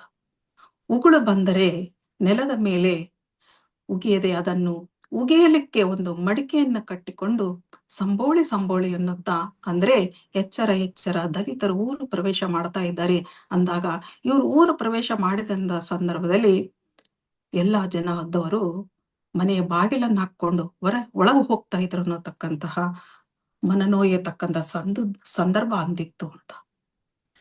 ಇಂತಹ ಒಂದು ಅಸ್ಪೃಶ್ಯತೆಯ ವಾತಾವರಣ ಅಂದು ಇತ್ತು ಅನ್ನುವುದನ್ನು ಗಮನಿಸಬೇಕು ಅಂತ. ದಲಿತ ವ್ಯಕ್ತಿಯೊಬ್ಬನ ಒಂದು ಸ್ವಾಭಿಮಾನದ ಒಂದು ಸತ್ಯದ ಪ್ರತಿಕ್ರಿಯೆ ಶರಣ ಶಿವನಾಗಿಮಯ್ಯನವರ ಒಂದು ಜೀವನದಲ್ಲಿಯೂ ಸಹಿತ ನಾವು ಕಾಣಲು ಸಾಧ್ಯ ಅಂತಂದು. ಕಂಬಳಿನವರು ಶಿವಶರಣರಾದ ಒಂದು ಚರ್ಚೆ ಒಂದು ಶರಣ ಧರ್ಮದ ಇತಿಹಾಸದಲ್ಲಿ ಒಂದು ಶ್ರೇಷ್ಠ ಒಂದು ತರ್ಕವನ್ನು ನಿರ್ಮಾಣ ಮಾಡಿದೆ ಅಂತ. ಬಸವಣ್ಣನವರು ಒಂದು ಸಲ ರಾಜವೀದಿಯಲ್ಲಿ ತಮ್ಮ ಒಂದು ಸಹಚರ್ಯರ ಜೊತೆಗೆ ಅಲ್ಲಿ ಹೊರಟಿರ್ತಾರೆ. ಆ ಸಂದರ್ಭದಲ್ಲಿ ಶಿವಭಕ್ತರ ಒಂದು ಸ್ತುತಿಯ ಒಂದು ಪ್ರತಿಧ್ವನಿ ಏನಿದೆಯಲ್ಲ ಅದು ಬಸವಣ್ಣನವರ ಕಿವಿಗೆ ಬೀಳಲು ಬೀಳ್ತದ ಅಂತ. ಅವಾಗ ಬಸವಣ್ಣನವರಿಗೆ ಆಶ್ಚರ್ಯವಾಗ್ತದ, ಈ ಅಸ್ಪೃಶ್ಯವಾದ ಈ ಕೇರಿಯಲ್ಲಿ ಶಿವಸ್ತುತಿ ಶಿವನ ನಾಮಾವಳಿ ಯಾರಿರಬಹುದು ಅಂತ ಅವರಿಗೆ ಬಹಳ ಆಶ್ಚರ್ಯವಾಗ್ತದ ಬಸವಣ್ಣನವರಿಗೆ ಅಂತ. ಅದು ಅಲ್ಲಿ ಮತ್ತೆ ಕುತೂಹಲದಿಂದ ಹಿಂದ ಮುಂದ ನೋಡಿದಾಗ ಶಿವನಾಗಿಮಯ್ಯ ಅವರ ಮನೆಯಿಂದ ಈ ಧ್ವನಿ ಬರ್ತಾ ಇದೆ ಅಂತ. ಅಲ್ಲಿ ಬಸವೇಶ್ವರರಿಗೆ ಆರೋಹಣೆ ಬಸವರಾಜನಿಗೆ ಆರೋಗಣೆ, ಸಕಲ ಪುರಾತನರಿಗೆ ಆರೋಗಣೆ ಅನ್ನೋತಕ್ಕಂಥ ಮಾತು ಆ ಪ್ರತಿಧ್ವನಿ ಬಂದಾಗ ಬಸವಣ್ಣನವರಾಗೆ ಈ ಸ್ತುತಿಯ ಮಾತುಗಳನ್ನು ಕೇಳಿ ರೋಮಾಂಚನವಾಗ್ತದ ಅಂತ ಅವರು ಭಾವುಕರಾಗಿ ಶರಣ ಶಿವನಾಗಿಮಯ್ಯನವರ ಮನೆಯೊಳಗೆ ಪ್ರವೇಶ ಮಾಡ್ತಾರೆ. ಆ ಪ್ರವೇಶ ಮಾಡಿ ಅಲ್ಲಿ ಬರ್ತಕ್ಕಂತ ಒಂದು ವಿಚಿತ್ರವಾದಂತ ಮನಸ್ಥಿತಿ ಹೆಂಗಿತ್ತು ಅಂತಂದಾಗ ಆ ಒಂದು ವಾತಾವರಣ ಭಕ್ತಿಯ ವಾತಾವರಣದಲ್ಲಿ ನಿರ್ಮಾಣವಾಗಿತ್ತು ಅಂತ. ಸಾಕಷ್ಟು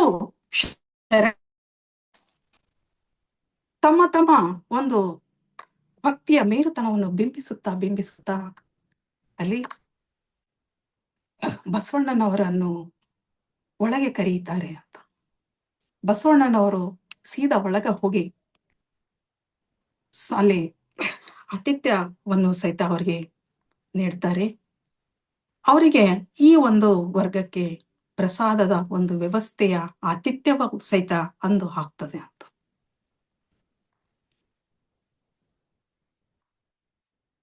ಈ ಪ್ರಸಾದ ದಲಿತ ಕೇರಿಗೆ ಹೋಗಿ ಬಂದದ್ದು ಮತ್ತು ಶಿವನಾಗಿಮಯ್ಯನವರ ಮನೆಯಲ್ಲಿ ಪ್ರಸಾದ ಸೇವನೆಯಾದದ್ದು ಇದು ಊರ ತುಂಬಾ ಸುದ್ದಿ ಆಗ್ತದ ಅಂತ. ಆಗ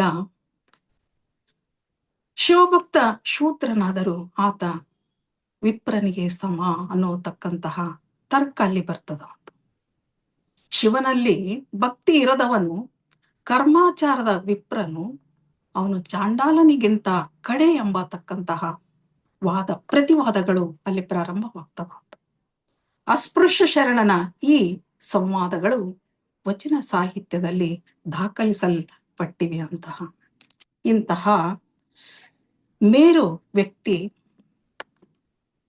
ಶರಣರು ತಮ್ಮ ಮೂಲ ಪೂರ್ವಾಶ್ರಮದ ಜಾತಿಗಳನ್ನೆಲ್ಲ ಮರೆತು ಲಿಂಗವಂತರಾಗಿ ಅವರು ಬದುಕನ್ನು ಸ್ವೀಕಾರ ಮಾಡಿದ್ದನ್ನು ಗಮನಿಸಬೇಕು ಅಂತ.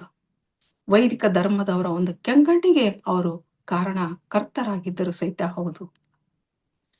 ಶಿವನಾಗಿಮಯ್ಯ ಹೊಲೆಯನಲ್ಲ ಎಂಬುದಕ್ಕೆ ನಿಮ್ಮಲ್ಲಿ ಆಧಾರವಿದೆಯೇ ಅಂತ ಅವರು ಕೇಳಿದಾಗ ಅದಕ್ಕೆ ಬಸವಾದಿ ಶರಣರು ಏನಿದ್ದಾರಲ್ಲ, ನಮ್ಮ ಸಮಾಜದಲ್ಲಿ ಧರ್ಮವನ್ನು ನಾಶ ಮಾಡ್ತಾ ಇದ್ದಾರೆ ಅನ್ನೋತಕ್ಕಂಥ ಆರೋಪಗಳಲ್ಲೆಲ್ಲ ಬರಲು ಪ್ರಾರಂಭವಾಗ್ತವ ಅಂತಂದು. ಒಂದು ಚಾತುರ್ವರ್ಣ ಧರ್ಮವೇ ಪಾಲನೆಯೇ ನಮ್ಮ ರಾಜಧರ್ಮ, ಅದು ಧರ್ಮಶಾಸ್ತ್ರವೂ ಸಹಿತ ಒಪ್ಪಿಕೊಂಡಿದೆ, ಹೇಳ್ತಾ ಇದೆ ಅನ್ನೋತಕ್ಕಂಥ ಬಲವಾದ ಆಧಾರವನ್ನು ಅವರು ಕೊಡಲು ವೈದಿಕ ಧರ್ಮದವರು ಪ್ರಾರಂಭ ಮಾಡ್ತಾರ. ಆಗ ಹೇಳ್ತಾರೆ, ಶಿವನಾಗಿಮಯ್ಯ ಹೊಲೆಯ ಅವನು ಉತ್ತಮ ಕುಲದವನು ಹೇಗೆ ಆಗಲು ಸಾಧ್ಯ, ಅದಕ್ಕೆ ಆಧಾರವೇನು ಅನ್ನೋತಕ್ಕಂತಹ ಒಂದು ತರ್ಕ ಅಲ್ಲಿ ತೀಕ್ಷ್ಣವಾದಂತಹ ಒಂದು ತರ್ಕ ಆಗ್ತದಂತ. ಉತ್ತಮ ಶಿವಭಕ್ತ ಅನ್ನುವುದಕ್ಕೆ ಶಾಸ್ತ್ರ ಪ್ರಮಾಣಗಳಲ್ಲಿ ಆಧಾರ ಸಿಗುವುದಿಲ್ಲ, ಅದನ್ನು ಪ್ರತ್ಯಕ್ಷ ಕಂಡು ಪ್ರಮಾಣಿಸಿ ನೋಡಲು ಸಾಧ್ಯ, ಅದನ್ನು ತೋರಿಸುವೆ ಅನ್ನೋತಕ್ಕಂಥ ಅಂಶವನ್ನು ಅವರು ತಮ್ಮ ಮಾತುಗಳ ಮೂಲಕ ಹೇಳ್ತಾರೆ ಅಂತ. ಹೀಗಾಗಿ ಒಂದು ವ್ಯವಸ್ಥಿತವಾದ ಸಮಾಜದಲ್ಲಿ ಇಂತಹ ಅನೇಕ ನ್ಯೂನ್ಯತೆಗಳು ಪ್ರಸ್ತಾಪವಾದಾಗ ಅದಕ್ಕೆ ಕಾರಣಕರ್ತರು ಅಂತಂದ್ರೆ ಅದು ರಾಜಕೀಯ ವ್ಯವಸ್ಥೆ ಅನ್ನುವುದರಲ್ಲಿ ಎರಡು ಮಾತಿಲ್ಲ ಅಂತ. ಮುಖ್ಯವಾಗಿ ಇಂತಹ ಸಂದರ್ಭದಲ್ಲಿ ಕೆಲವು ಒಂದು ಮಾತುಗಳು ಬರ್ತಾವ. ಬಿಜ್ಜಳ ಇಲ್ಲಿ ಕೇಳ್ತಾನೆ, ಬಸವಣ್ಣನ ಕೇಳ್ತಾನೆ, ನೀನು ಶಿವಭಕ್ತರ ಪರವಾಗಿ, ದಲಿತ ಶಿವಭಕ್ತರ ಪರವಾಗಿ ನೀನು ವಾದ ಮಾಡ್ತೀಯಲ್ಲ, ಆ ಶಿವಭಕ್ತರ ಮೈಯಲ್ಲಿ ರಕ್ತವಿದೆಯೋ ಅಥವಾ ಹಾಲಿದೆಯೋ ಅನ್ನೋ ಒಂದು ವಾದ ಪ್ರತಿಪಾದ ಅಲ್ಲಿ ಮಾಡಿದಾಗ, ಆ ಶಿವಭಕ್ತರ ರಕ್ತದ ಹಾಲು ಸುರಿಯುವುದೇ ಅಂದರೆ ಇದು ಅತಿರೇಕದ ಈ ಮಾತುಗಳು ಬೇಡ ಬಸವಣ್ಣ, ಇದು ಸುರಕ್ಷಿತವಾದ ಮಾತುಗಳಲ್ಲ, ಇದರಿಂದ ಸಮಾಜ ಕ್ಷೇಮವಾಗಿರಲು ಸಾಧ್ಯವಿಲ್ಲ ಅನ್ನೋತಕ್ಕಂಥ ಮಾತು ಇಲ್ಲಿ ಬಿಜ್ಜಳ ಹೇಳಿದಾಗ, ಶಿವಭಕ್ತರ ಮೈಯಲ್ಲಿ ಹಾಲು ಸುರಿಯದಿದ್ದರೆ ನಾನು ಕೂಡಲ ಸಂಗನ ಶರಣರಿಗೆ ದೂರವಾಗುವೆನು ಬಿಜ್ಜಳ ಅಂತ ಹೇಳ್ತಾನೆ. ಅಂದ್ರೆ ಇಲ್ಲಿ ಇವರಿಬ್ಬರ ತರ್ಕದಲ್ಲಿ ವೈದಿಕ ಜನರು ಮುಂದೆ ಬಂದು ಹೇಳ್ತಾರೆ, ಅವರು ಬಿಜ್ಜಳ ದೊರೆಗೆ ತಮ್ಮ ಚಾಡಿ ಮಾತುಗಳನ್ನು ಹೇಳ್ತಾರೆ, ಹೇಗಾದರೂ ಮಾಡಿ ಶಿವನಾಗಿಮಯ್ಯನನ್ನು ಪರೀಕ್ಷೆ ಮಾಡಬೇಕು, ಹೇಗೆ ಅಂದ್ರೆ ಅಲ್ಲಿ ನಾಗಿದೇವ ವೈರಿಗಳನ್ನು ಮುಂದಾದ ಸಂದರ್ಭದಲ್ಲಿ ವೈರಿಗಳನ್ನು ತಪ್ಪಿಸ್ತಸ್ತನು ಶಿಕ್ಷಿಸುವ ಕೈಗಳಿಂದ ಮೈ ಕೊರೆಯುವ ಸಾಹಸವೇ ಅದು ಮುಂದಿನ ಒಂದು ತೀರ್ಮಾನ ಅನ್ನತಕ್ಕಂಥದ್ದು. ಇಲ್ಲಿ ನಾಗಿದೇವ ಬಿಜ್ಜಳನ ಯಾವ ರೀತಿಯಾಗಿ ಹೇಳ್ತಾನೆ ಅಂತಂದಾಗ, ನೀನೊಬ್ಬ ರಾಜನಾದಂಥವನು, ಅನ್ಯಾಯ ಮಾಡಿದಂಥವರಿಗೆ ವೈರಿಗಳಿಗೆ ಶಿಕ್ಷೆ ಕೊಡಬೇಕಾದದ್ದು ನಿನ್ನ ನ್ಯಾಯಸಮ್ಮತವಾದ ತೀರ್ಮಾನ. ಆದರೆ ನೀನು ನಾಗಿಮಯ್ಯನಂತ ನನ್ನಂತಹ ಒಬ್ಬ ಶರಣನನ್ನು ಮೈ ಕೊರೆಯತಕ್ಕಂತಹ ಒಂದು ಆದೇಶವನ್ನು ಮಾಡ್ತಾ ಇದೆಯಲ್ಲ, ಇದು ಎಷ್ಟು ಸರಿ? ಈ ಒಂದು ತೀರ್ಮಾನ ಅಂತ ಈ ರೀತಿ ಪ್ರಾರಂಭವಾಗ್ತದ. ಅದಕ್ಕೆ ಪೂರಕವಾಗಿ ಅವನ ಮೈಯನ್ನು ಕೊರೆದು ಅವನ ಮೈಯಿಂದ ಬರೆದಿರತಕ್ಕಂಥ ಹಾಲೋ ಅಥವಾ ರಕ್ತವೋ ನೋಡ್ಬೇಕಾಗ್ಯದ ಅಲ್ಲೆಲ್ಲರಿಗೂ. ಅದನ್ನು ಪರೀಕ್ಷೆ ಮಾಡಿ ಮುಂದುವರಿಸತಕ್ಕಂಥ ಪ್ರಾಮಾಣೀಕೃತವಾದ ಆಧಾರಗಳನ್ನು ಅಲ್ಲಿ ನೀಡಬೇಕಾಗ್ಯದ ಅಂತ. ಹಾಗಾಗಿ ಊರಿನ ಒಬ್ಬ ಚಾಂಡಾಲನನ್ನು ಅಲ್ಲಿ ಕಳಿಸ್ತಾರೆ. ಕಳಿಸಿ ಶಿವನಾಗಿಮಯ್ಯನ ಮುಂದೆ ನಿಲ್ಲಿಸಿ ಅವನ ದೇಹವನ್ನು ಕಡಿದು ತೋರಿಸಬೇಕು. ಅವನ ದೇಹದಲ್ಲಿ ರಕ್ತವಿದೆಯೋ ಹಾಲಿದೆಯೋ. ಈಗ ಚಾಂಡಾಲ ಹೇಳ್ತಾನೆ, ದೊರೆ, ನಾನು ಅಸಂಖ್ಯಾತವಾದ ಯುದ್ಧ ಭೂಮಿಯಲ್ಲಿ ಶತ್ರುಗಳನ್ನು ಕಡಿದು ತುಂಡು ತುಂಡು ಮಾಡಿದ್ದೇನೆ. ನನ್ನ ಹೆಂಡತಿ ಸತ್ತರೂ ನನ್ನ ಕಣ್ಣಲ್ಲಿ ನೀರು ಬರಲಿಲ್ಲ, ನನಗೆ ದಯೆ ಕರುಣೆ ಬರಲಿಲ್ಲ. ನನ್ನ ಮಗಳು ಸತ್ತರೂ ಸಹಿತ ನನಗೆ ದುಃಖವಾಗಲಿಲ್ಲ. ಆದರೆ ನನಗೇಕೋ ಈ ಶರಣನನ್ನು ನೋಡಿದರೆ ನನ್ನ ಕೈ ಎತ್ತಲು ಸಾಧ್ಯವಾಗುತ್ತಿಲ್ಲ ನನಗೆ.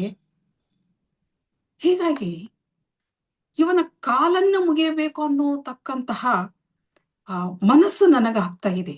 ಅದಕ್ಕೆ ಅವಕಾಶ ಮಾಡಿಕೊಡಿ ಅನ್ನೋತಕ್ಕಂಥ ಮಾತನ್ನು ಹೇಳ್ತಾನೆ. ನನಗೆ ಶಿವನಾಗಿಮಯ್ಯನ ದೇಹವನ್ನು ಕೊರೆದು ನೋಡಲು ನನಗೆ ಸಾಧ್ಯವಿಲ್ಲ ಅನ್ನೋತಕ್ಕಂಥ ಮಾತನ್ನು ಹೇಳಿದಾಗ, ಇಂತಹ ಒಂದು ಮಾತಿನಲ್ಲಿ ಶರಣರ ಒಂದು ಮೈಯಲ್ಲಿ ಇರುವುದು ಬಸವಣ್ಣ ಹೇಳ್ತಾನೆ, ಬಿಜ್ಜಳ, ಶರಣರ ಮೈಯಲ್ಲಿ ಇರುವುದು ರಕ್ತವಲ್ಲ, ಅದು ಕರುಣೆ. ಅದಕ್ಕೆ ಹಾಲಿರಿದರೆ ತಪ್ಪೇನು ಅಂತ ಮಾತಿನಲ್ಲಿ ಒಂದು ಉತ್ಕೃಷ್ಟವಾದ ಮಾತುಗಳಲ್ಲಿ ಪ್ರಸ್ತಾಪ ಬರ್ತದೆ ಅಂತ. ಇಂತಹ ಒಂದು ಪರೀಕ್ಷೆ ಏನಿದೆಯಲ್ಲ, ಸತ್ಯ ಮತ್ತು ಸದಾಚಾರಕ್ಕೆ ಗೆಲುವು ಸಿಗ್ತಾ ಇದೆ ಅಂತ. ಪುರೋಹಿತ ಸಮಾಜದ ಪ್ರಾಬಲ್ಯವನ್ನು ಕಂಡುಕೊಂಡಂತಹ ಅಂದಿನ ಸಂದರ್ಭದಲ್ಲಿ ಶರಣರು ಅದನ್ನು ವಿರೋಧಿಸಲಿಲ್ಲ, ಮೌನವಾಗಿ ಸ್ವೀಕರಿಸಲು ಸಹಿತ ಸಿದ್ಧರಾದದ್ದನ್ನು ಗಮನಿಸಬೇಕು ಅಂತ. ಮಹಿಳೆಯರಿಗಾಗಲಿ ಮತ್ತು ಅಸ್ಪೃಶ್ಯರಿಗೆ ಸಮಾಜದಲ್ಲಿ ಒಂದು ಧೀರೋದಾತ್ತವಾದಂಥ ಒಂದು ನ್ಯಾಯವನ್ನು ಕೊಡಬೇಕಾದಂತಹ ಒಂದು ಸಂದರ್ಭ ಅಂದ ನಿರ್ಮಾಣವಾಗಿದ್ದನ್ನು ಕಂಡಂತಹ ಬಸವಣ್ಣ ಮುಂದೆ ಹೇಳ್ತಾನೆ, ಇಂತಹ ಒಂದು ಸಾಕಷ್ಟು ಒಂದು ವಿಚಾರಗಳನ್ನು ನಾವು ಬರೀ ಮಾತುಗಳ ಮೂಲಕ ಪ್ರಮಾಣೀಕರಿಸಿ ಹೇಳಲು ಸಾಧ್ಯವಾಗುವುದಿಲ್ಲ. ಕೆಲವು ಘಟನೆ ಬೇಕೇ ಬೇಕಾಗ್ತವ ಅಂತಂದು ಗಮನಿಸುತ್ತಾ, ಇಂತಹ ಒಂದು ಘಟನೆಯಿಂದ ಭಕ್ತಿಯ ಒಂದು ಏಕಾಗ್ರತೆ ವಾತಾವರಣ ಉಂಟು ಮಾಡಿದಂತಹ ನಿರ್ಮಾಣ ಮಾಡಿರ್ತಕ್ಕಂತಹ ಶಿವನಾಗಿಮಯ್ಯನನ್ನು ಕಂಡು ಬಸವಣ್ಣ ಸಂತೋಷ ಪಡ್ತಾನೆ ಅಂತ. ಹೀಗೆ ಬಸವಣ್ಣ ಮತ್ತು ಬಸವ ಬಳಗದವರಿಗೆ ಇಂತಹ ಒಂದು ಆತಿಥ್ಯ ಅಂದು ಸಾಕಷ್ಟು ರೀತಿಯಾದಂತ ಸಂದರ್ಭಗಳು ಉಂಟಾಗ್ತವ ಅನ್ನೋತಕ್ಕಂಥ ಮಾತನ್ನು ಗಮನಿಸಬೇಕು ಅಂತಂದು, ಮುಂದೆ ಸಾಕಷ್ಟು ರೀತಿಯಾದಂತ ಅನುಭವಗಳು ಹೇಗ್ ಬರ್ತವೆ ಅಂತಂದಾಗ, ಅನುಸರಣೆಯಲ್ಲಿ ಆಡಿಕೊಂಬುದು ಕ್ರಮವಲ್ಲ, ಅದೇನು ಕಾರಣವೆಂದಡೆ ತಾ ಲಿಂಗ ದೇಹಿಯಾದದಕ್ಕೆ ಕುರುಹು ಅಂಗವುಳ್ಳವರೆಲ್ಲರ ತನ್ನವರು ಎನ್ನಬೇಕಲ್ಲದೆ ಲಿಂಗವಿಲ್ಲದವರ ತನ್ನವರು ಎಂದಡೆ ತನ್ನ ಸದಾಚಾರಕ್ಕೆ ದ್ರೋಹ. ಅದು ಸಮಯಾಚಾರಕ್ಕೆ ಮುನ್ನವೇ ಸಲ್ಲ, ಇದು ಕಾರಣ ಲಿಂಗ ಸ್ವಾಯತ್ತವಾಗಿಹುದೇ ಪತವಯ್ಯ ನಾಗಪ್ರಿಯ ಚೆನ್ನ ರಾಮೇಶ್ವರ ಅನ್ನೋ ಮಾತನ್ನು ಗಮನಿಸ್ಬೇಕು ಅಂತ. ಯಾಕಂದ್ರೆ ಮುಖ್ಯವಾಗಿ ಶರಣರಿಗೆ ಲಿಂಗ ದೀಕ್ಷೆಯ ಲಿಂಗಾಯತ ಧರ್ಮದಲ್ಲಿ ಒಂದು ಪವಿತ್ರವಾದಂತ ಧರ್ಮದ ವಿಧಿವಿಧಾನ ಸಹಿತ ಅಂದಾಗಿತ್ತು ಅಂತ. ಹುಟ್ಟಿನಿಂದ ಸಾಯುವವರೆಗೂ ಸಹಿತ ಅಂಗಲಿಂಗದಲ್ಲಿ ತಮ್ಮನ್ನು ಸಮರ್ಪಿಸಿಕೊಳ್ಳುವುದು ಸಹಿತ ಇತ್ತು. ಲಿಂಗದೊಂದಿಗೆ ಆಧ್ಯಾತ್ಮದ ಮೂಲಕ ಏಕವಾಗಿ ಬಾಳನ್ನು ಸ್ವೀಕರಿಸುವುದು ಸಹಿತ ಅಂದಾಗಿತ್ತು. ಹುಟ್ಟಿದ ಮಗು ಲಿಂಗವನ್ನು ಸ್ವಾಯತ್ತವ ಮಾಡಿಕೊಂಡರೆ ಆ ಮಗು ಲಿಂಗಾಯತ ಧರ್ಮದ ಶಿಶುವಾಗುತ್ತದೆ ಅಂತ. ಈ ಕಾಯವೆಲ್ಲ ಲಿಂಗವೇ ಆಗಿ ಇದು ಒಂದು ಧಾರ್ಮಿಕ ವಾತಾವರಣವನ್ನು ಪ್ರೇರೇಪಣೆ ಪಡಿಸಲು ಸಾಧ್ಯವಾಗ್ತದೆ ಅನ್ನೋದನ್ನು ಗಮನಿಸ್ಬೇಕು ಅಂತ. ಲಿಂಗಾಚಾರ ಅನ್ನೋದೇನಿದೆಯಲ್ಲ, ಮನದ ಒಂದು ಸ್ವಾರ್ಥ ಭಾವವನ್ನು ತೊಡೆದು ಅವನು ಶರಣ ಧರ್ಮದ ಸದಾಚಾರಿ ವ್ಯಕ್ತಿಯಾಗಿ ಮತ್ತು ಶರಣ ಧರ್ಮದ ಒಬ್ಬ ಶಿಶುವಾಗಿ ಧರ್ಮದ ಶ್ರೇಷ್ಠತೆಯನ್ನು ಬಿಂಬಿಸತಕ್ಕಂತಹ ಮಗುವಾಗಿ ಅದು ಬೆಳೀತದೆ ಅನ್ನುವುದನ್ನು ಗಮನಿಸ್ಬೇಕು ಅಂತ.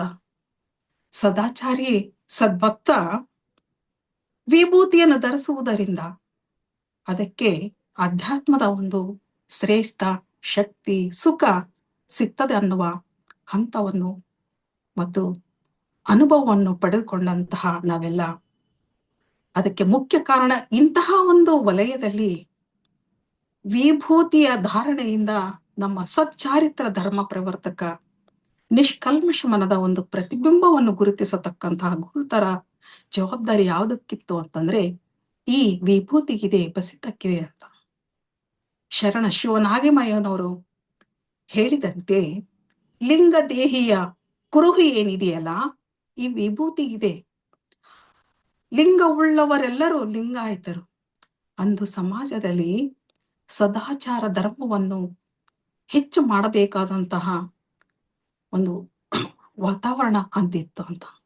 ಹೀಗಾಗಿ ಅಂಗದ ಮೇಲಿನ ಲಿಂಗ ದೇಹದ ಶುದ್ಧಿಯನ್ನು ಪ್ರಾರಂಭಿಸತಕ್ಕಂತಹ ಇಂಥ ಒಂದು ವಿಚಾರದ ಸತ್ ಸಂಪ್ರದಾಯವನ್ನು ಒಪ್ಪಿಕೊಂಡಂತಹ ನಮ್ಮ ವಿಚಾರವಂತ ಶರಣರು ಅದಕ್ಕೆ ಪ್ರತಿಕೂಲವಾಗಿ ಮನಶುದ್ಧಿಯ ಸಮ್ಮಿಶ್ರಣದ ಒಂದು ಪ್ರಾರಂಭಿಕ ಹಂತವನ್ನು ಅವರು ಹೇಳ್ತಾರೆ. ಅದರ ಒಂದು ಮನಶುದ್ಧಿ ಆಗಬೇಕಾದರೆ ಸಹಿತ ತಾತ್ವಿಕದ ಒಂದು ಸಮರ್ಪಣೆ ಅಲ್ಲಿ ಬೇಕಾಗ್ತದ. ಈ ತಾತ್ವಿಕವಾದಂತ ಸಮರ್ಪಣೆ ಬೇಕು ಅಂತಂದ್ರೆ ಅದಕ್ಕೆ ಮುಖ್ಯವಾದಂತ ವಾತಾವರಣ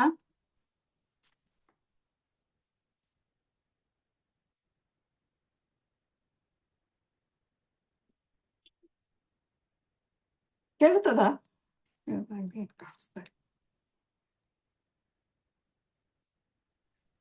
ಸಮಾನತೆ ಮತ್ತು ಅಶೌಚದ ಜಾತಿಯ ಹಂಗಿರದ ಅಪಮಾನಗಳಿಲ್ಲದ ಒಂದು ಶ್ರೇಷ್ಠ ಧರ್ಮ ಶರಣ ಧರ್ಮ ಅಂತ. ಆದ್ದರಿಂದ ಬಸವಣ್ಣನವರ ಈ ವಚನವನ್ನು ಗಮನಿಸಬೇಕು. ಲಿಂಗವ ಪೂಜಿಸಿ ಫಲವೇನಯ್ಯ ಸಮರತಿ ಸಮ ಕಳೆ ಸಮ ಸುಖವಿಲ್ಲದನ್ನಕ್ಕ ಲಿಂಗವ ಪೂಜಿಸಿ ಫಲವೇನಯ್ಯ ಕೂಡಲ ಸಂಗಮ ದೇವರ ಪೂಜಿಸಿ ನದಿಯೊಳಗೆ ನದಿ ಬೆರೆತಂತಾದಕ್ಕ ಅನ್ನೋ ಮಾತನ್ನಿಲ್ಲಿ ಗಮನಿಸಿದಾಗ ಇಂತಹ ಒಂದು ಸನ್ನಿವೇಶಗಳು ಬಸವಣ್ಣನವರ ವಚನದ ಆಶಯಗಳಲ್ಲಿ ಮಾತ್ರ ನಾವು ನೋಡಲು ಸಾಧ್ಯ ಅಂತ. ಅಂದು ಅರಿವಿನ ಕ್ರಾಂತಿ ಆಚಾರ ಕ್ರಾಂತಿ ಆಗಬೇಕು ಅನ್ನೋತಕ್ಕಂತಹ ವಾತಾವರಣ ಇದ್ದಂತ ಈ ವಚನದಲ್ಲಿ ಸಮರತಿ ಸಮಸುಖ ಸಮಕಳೆಯನ್ನು ನಮ್ಮದಾಗಿಸಿಕೊಳ್ಳಬೇಕಾದರೆ ವರ್ಗ ವರ್ಣ ಮತ್ತು ಇಲ್ಲಿ ಬರ್ತಕ್ಕಂತಹ ಕಲಹಗಳು ಸಾಮಾನ್ಯವಾಗಿ ನಮ್ಮನ್ನು ಕಾಡುತ್ತಿರ್ತವೆ ಅಂತ. ನದಿಯೇ ಬೆರೆತರೆ ಅದು ಸಾಗರದಷ್ಟು ವಿಶಾಲವಾಗಿ ನಮ್ಮ ಕಾಣಲು ಸಾಧ್ಯವಾಗ್ತದ. ಹಾಗೆ ಸಮಾಜ ಬರೀ ಏನು ಅಂತಂದಾಗ ಎಲ್ಲಾ ಜಾತಿಗಳು ಎಲ್ಲಾ ಧರ್ಮಗಳು ಎಲ್ಲಾ ಹಳ್ಳ ತೊರೆಗಳಲ್ಲಿ ಇರತಕ್ಕಂತಹ ಇಂತಹ ಹಳ್ಳ ಇರತಕ್ಕಂತಹ ಇವುಗಳನ್ನೆಲ್ಲ ಒಂದುಗೂಡಿಸಿದಾಗ ಅದು ವಿಶಾಲವಾದಂತಹ ಸಾಗರವೇ ಆಗಲು ಸಾಧ್ಯ ಅನ್ನೋ ಮಾತು. ಕಲ್ಯಾಣದ ಒಂದು ಶರಣರು ಅಂದು ಅಸ್ಪೃಶ್ಯರಿಗೆ ಏಕವಾಗಿ ಆಲಯದ ಒಂದು ಲಿಂಗವನ್ನು ಕರಸ್ಥಲಕ್ಕೆ ಕೊಟ್ಟಂತ ಮಾನವ ಪ್ರಜ್ಞೆ ಇಂದು ವಿಶ್ವ ಪ್ರಜ್ಞೆಯಾಗುವುದರತ್ತ ಅದರ ತುಡಿತ ಇದೆ ಅನ್ನೋದನ್ನು ಗಮನಿಸಬೇಕು ಅಂತ. ಅಷ್ಟೇ ಅಲ್ಲ, ಅಲಕ್ಷಿತ ವಚನಕಾರರ ವ್ಯಕ್ತಿತ್ವದ ಮತ್ತು ವಚನಗಳು ಇಂದು ಬಹಳಷ್ಟು ಚರ್ಚೆಯಾಗಿಲ್ಲ.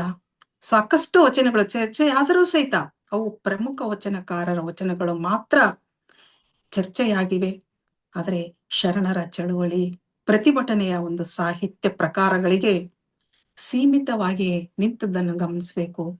ಹೀಗೆ ಅದನ್ನು ಮೀರಿ ಶರಣ ಶಿವನಾಗಿಮಯ್ಯನವರ ವ್ಯಕ್ತಿತ್ವ ಶರಣ ಧರ್ಮದಲ್ಲಿ ವಿಶೇಷವಾಗಿ ನಮ್ಮನ್ನು ಸೆಳೆಯುತ್ತದೆ ಅನ್ನುವುದರಲ್ಲಿ ಎರಡು ಮಾತಿಲ್ಲ ಅನ್ನೋತಕ್ಕಂಥ ಮಾತನ್ನು ಇಲ್ಲಿ ನಾನು ನಿಮ್ಮ ಮುಂದೆ ಎಲ್ಲರಿಗೂ ಸಮರ್ಪಿಸಿಕೊಳ್ಳುತ್ತಾ, ನನಗೆ ಇದುವರೆಗೆ ಮಾತನಾಡಲು ಅವಕಾಶ ಮಾಡಿಕೊಟ್ಟಿರತಕ್ಕಂತಹ ವಚನ ಮಂದಾರ ವೇದಿಕೆಯ ಎಲ್ಲ ಶರಣ ಬಳಗಕ್ಕೆ, ಆಯೋಜಕರಿಗೆ ಎಲ್ಲರಿಗೂ ನನ್ನ ಶರಣಾರ್ಥಿಗಳು. ಶರಣಾರ್ಥಿಗಳು. ಆಗಿನ ಕಾಲದಲ್ಲಿ ಸಮಾಜದಲ್ಲಿ ಅಸ್ಪೃಶ್ಯರಂತ ದೂರವಿಟ್ಟಂತಹ ಜನರನ್ನ ಸಂಸ್ಕಾರ ಕೊಟ್ಟು ದೀಕ್ಷೆ ಕೊಟ್ಟು ಸಮಾಜದ ಮುಖ್ಯವಾಹಿನಿಗೆ ತಂದವರು ಬಸವಣ್ಣವರು. ಅಂತವರಲ್ಲಿ ಈ ಕಂಬಳಿ ಶಿವನಾಗಿಮಯ್ಯನವರು ಕೂಡ ಒಬ್ರು.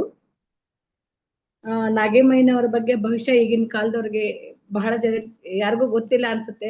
ಅಂತ ವಿಶಿಷ್ಟ ವ್ಯಕ್ತಿತ್ವದ ನಾಗಿಮಯ್ಯನವರ ಬಗ್ಗೆ ವಿವರವಾಗಿ ತಿಳಿಸಿಕೊಟ್ಟಂತಹ ಸರ್ವಮಂಗಳ ಸಕ್ಕರೆ ಅಕ್ಕನವರಿಗೆ ಧನ್ಯವಾದಗಳು.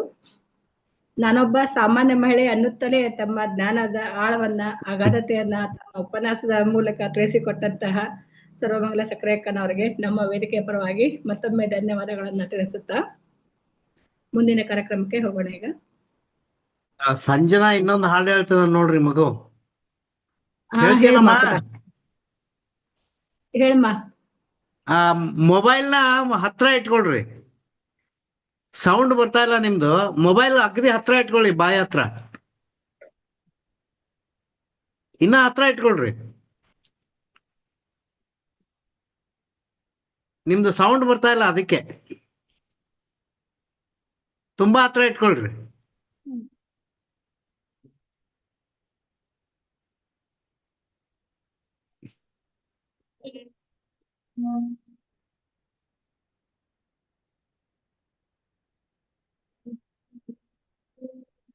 ಈಗ್ಲೂ ಬರ್ತಾ ಇಲ್ಲ, ಸೌಂಡ್ ಬರ್ತಾ ಇಲ್ಲ.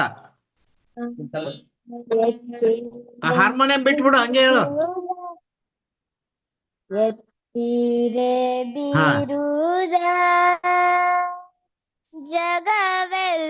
ಜಗವೆಲ್ಲರಿಯೇ ಸ್ವಾಮಿ ನೀನು ಶಾಶ್ವತ ನೀನು, ಸ್ವಾಮಿ ನೀನು ಶಾಶ್ವತ ನೀನು, ಎತ್ತೇರೆ ಬಿರುದ ಜಗವೆಲ್ಲರಿಯೇ, ಎತ್ತೇರೆ ಬಿರುದ ಜಗವೆಲ್ಲರಿಯೇ, ಸ್ವಾಮಿ ನೀನು ಶಾಶ್ವತ ನೀನು, ಸ್ವಾಮಿ ನೀನು ಶಾಶ್ವತ ನೀನು, ಪಶುಪತಿ ಜಗಕ್ಕೆ ಏಕೈಕ ದೇವ, ಪಶುಪತಿ ಜಗಕ್ಕೆ ಏಕೈಕ ದೇವ, ಸ್ವಾದ ಮಾರ್ಗ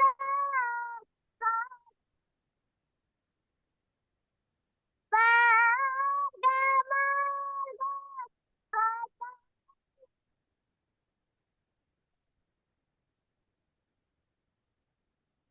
ದೇವ ದೇವ ದೇವ ದೇವ ದೇವ ಒಬ್ಬನೇ ದೇವ, ಕೂಡಲ ಸಂಗಮ ದೇವ ಒಬ್ಬನೇ ದೇವ, ಕೂಡಲ ಸಂಗಮ ದೇವ, ಸ್ವಾಮಿ ನೀನು ಶಾಶ್ವತ ನೀನು, ಸ್ವಾಮಿ ನೀನು ಶಾಶ್ವತ ನೀನು, ಸ್ವಾಮಿ ನೀನು ಶಾಶ್ವತ ನೀನು ಶಾಶ್ವತ ನೀನು ಶಾಶ್ವತ.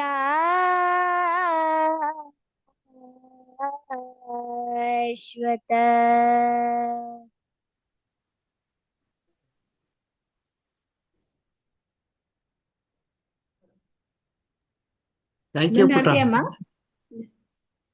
ಹ. ಇನ್ನೊಂದು ಹೇಳ್ಬಿಡ.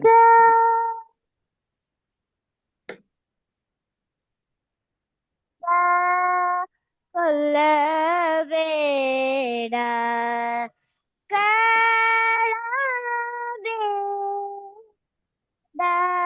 ಕೊಲ್ಲಬೇಡ ಮುನಿಯಬೇಡ ಅನ್ಯರಿಗಸಹ್ಯ ಪಡ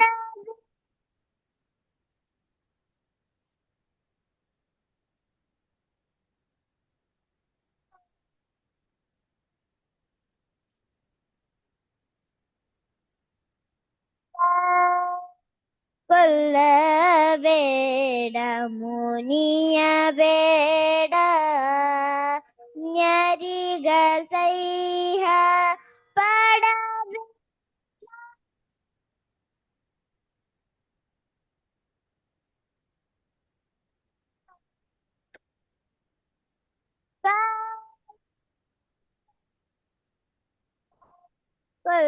ಕೊಲ್ಲಬೇಡ ಇದೆ ಅಂತರಂಗ ಶುದ್ಧಿ ಇದೆ ಬಹಿರಂಗ ಶುದ್ಧಿ ಇದೆ ನಮ್ಮ ಕೂಡಲ ಸಂಗಮದೆ ಪರಿ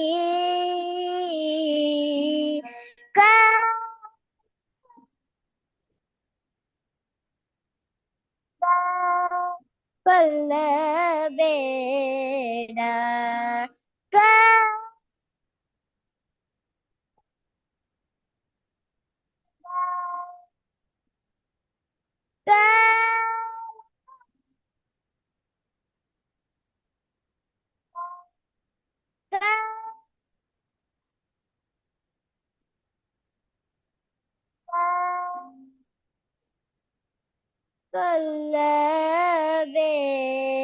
ಕೊಲ್ಲಬೇಡ.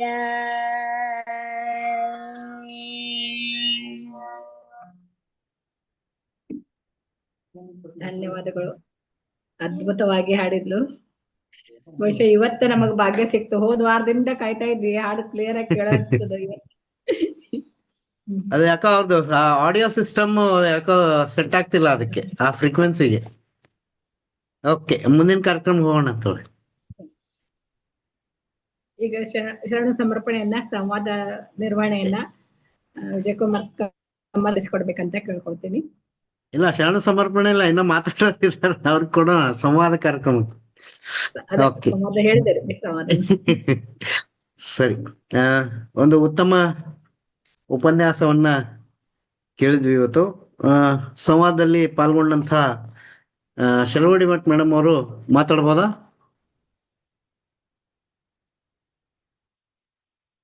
ಶೆಲವಡಿ ಮಠ್ ಮೇಡಮ್ ಅವರು. ಶರಣಾರ್ಥಿ ಸರ್, ಶರಣಾರ್ಥಿ. ಶರಣಾರ್ಥಿ ಸರ್. ಸಕ್ರೆ ಮೇಡಮ್ ಅವರು, ನೀವು ಹೇಳಿದಂತೆ ಈ ವೇದಿಕೆಯ ಒಂದು ಅಧ್ಯಕ್ಷರು. ತುಂಬಾ ಅಭಿಮಾನದಿಂದ ನೀವು ಹೇಳ್ತಿರ್ತೀರಿ, ನಮ್ಮ ಮಂದಾರ ವೇದಿಕೆಯ ಬೆನ್ನೆಲುಬು ಅಂತ. ಒಂದು ಉತ್ತಮವಾದಂತ ವಿಚಾರವನ್ನ ಮೇಡಮ್ ಅವ್ರು ಇಲ್ಲಿ ಕಟ್ಕೊಟ್ಟಿದ್ದಾರೆ. ಕಂಬಳಿ ನಾಗಿದೇವನ ಒಂದು ವಿಷಯ ಇದ್ರೂ ಕೂಡ 12ನೇ ಶತಮಾನದ ಕಾಲಘಟ್ಟದ ಒಂದು ಅಸ್ಪೃಶ್ಯತೆಯ ವಾತಾವರಣವನ್ನ ಅವರು ನಮ್ಮ ಕಣ್ಣೆದುರಿಗೆ ತಂದು ನಿಲ್ಲಿಸಿದ್ದಾರೆ. ಕಂಬಳಿ ಅನ್ನುವಂತ ಒಂದು ವಿಶೇಷತೆಗೆ ವಿಶಿಷ್ಟ ಅರ್ಥವನ್ನ ನೀಡಿದ್ದಾರೆ. ಸ್ವಾಭಿಮಾನದ, ಸತ್ಯದ ಪ್ರತೀಕ, ಸಮಾನತೆಯ ಪ್ರತೀಕ ಅಂತ ಮೇಡಮ್ ಅವ್ರು ಮಾತನಾಡುವಾಗ ಸರ್ವಜ್ಞ, ಕಂಬಳಿ ಹೊದ್ದ ಸರ್ವಜ್ಞ ಕನಕದಾಸರೆಲ್ಲ ನನ್ನ ಕಣ್ಣೆದುರಿಗೆ ಬಂದು ಹೋಗಿದ್ದಾರೆ. ಬಹುಶಃ ಅವತ್ತಿನ ಕಾಲಘಟ್ಟದಲ್ಲಿ ಜಾತಿ ಜಂಜಾಟದಲ್ಲಿ ಸಿಲುಕಿದಂಥ ಅನೇಕ ಶರಣರಲ್ಲಿ ನಮ್ಮ ಸಂಗೊಳ್ಳಿ ನಾಗಿದೇವರು ಕೂಡ ಒಬ್ರು ಅನ್ನುವಂಥದ್ದು ಕೂಡ ವಿಶೇಷವಾಗಿ ನಾವಿಲ್ಲಿ ಗಮನಿಸ್ತಾ ಇದ್ದೇವೆ. ಯಾಕಂದ್ರೆ ಅಸ್ಪೃಶ್ಯತೆ ಎಷ್ಟೊಂದು ಭೀಕರವಾಗಿತ್ತು ಅಂತ ಮೇಡಮ್ ಅವರು ವರ್ಣಿಸಿದ್ದಾರೆ. ಅವರು ಹೆಜ್ಜೆ ಗುರುತನ್ನ ಅಳಿಸಿ ಹಾಕೋದಕ್ಕೆ ಪೊರ್ಕೆ ಕಟ್ಕೋಬೇಕಾಗಿತ್ತು, ಉಗುಳು ಬಂದ್ರೆ ಮಡಿಕೆ ಕಟ್ಕೊಳ್ಬೇಕಾಗಿತ್ತು.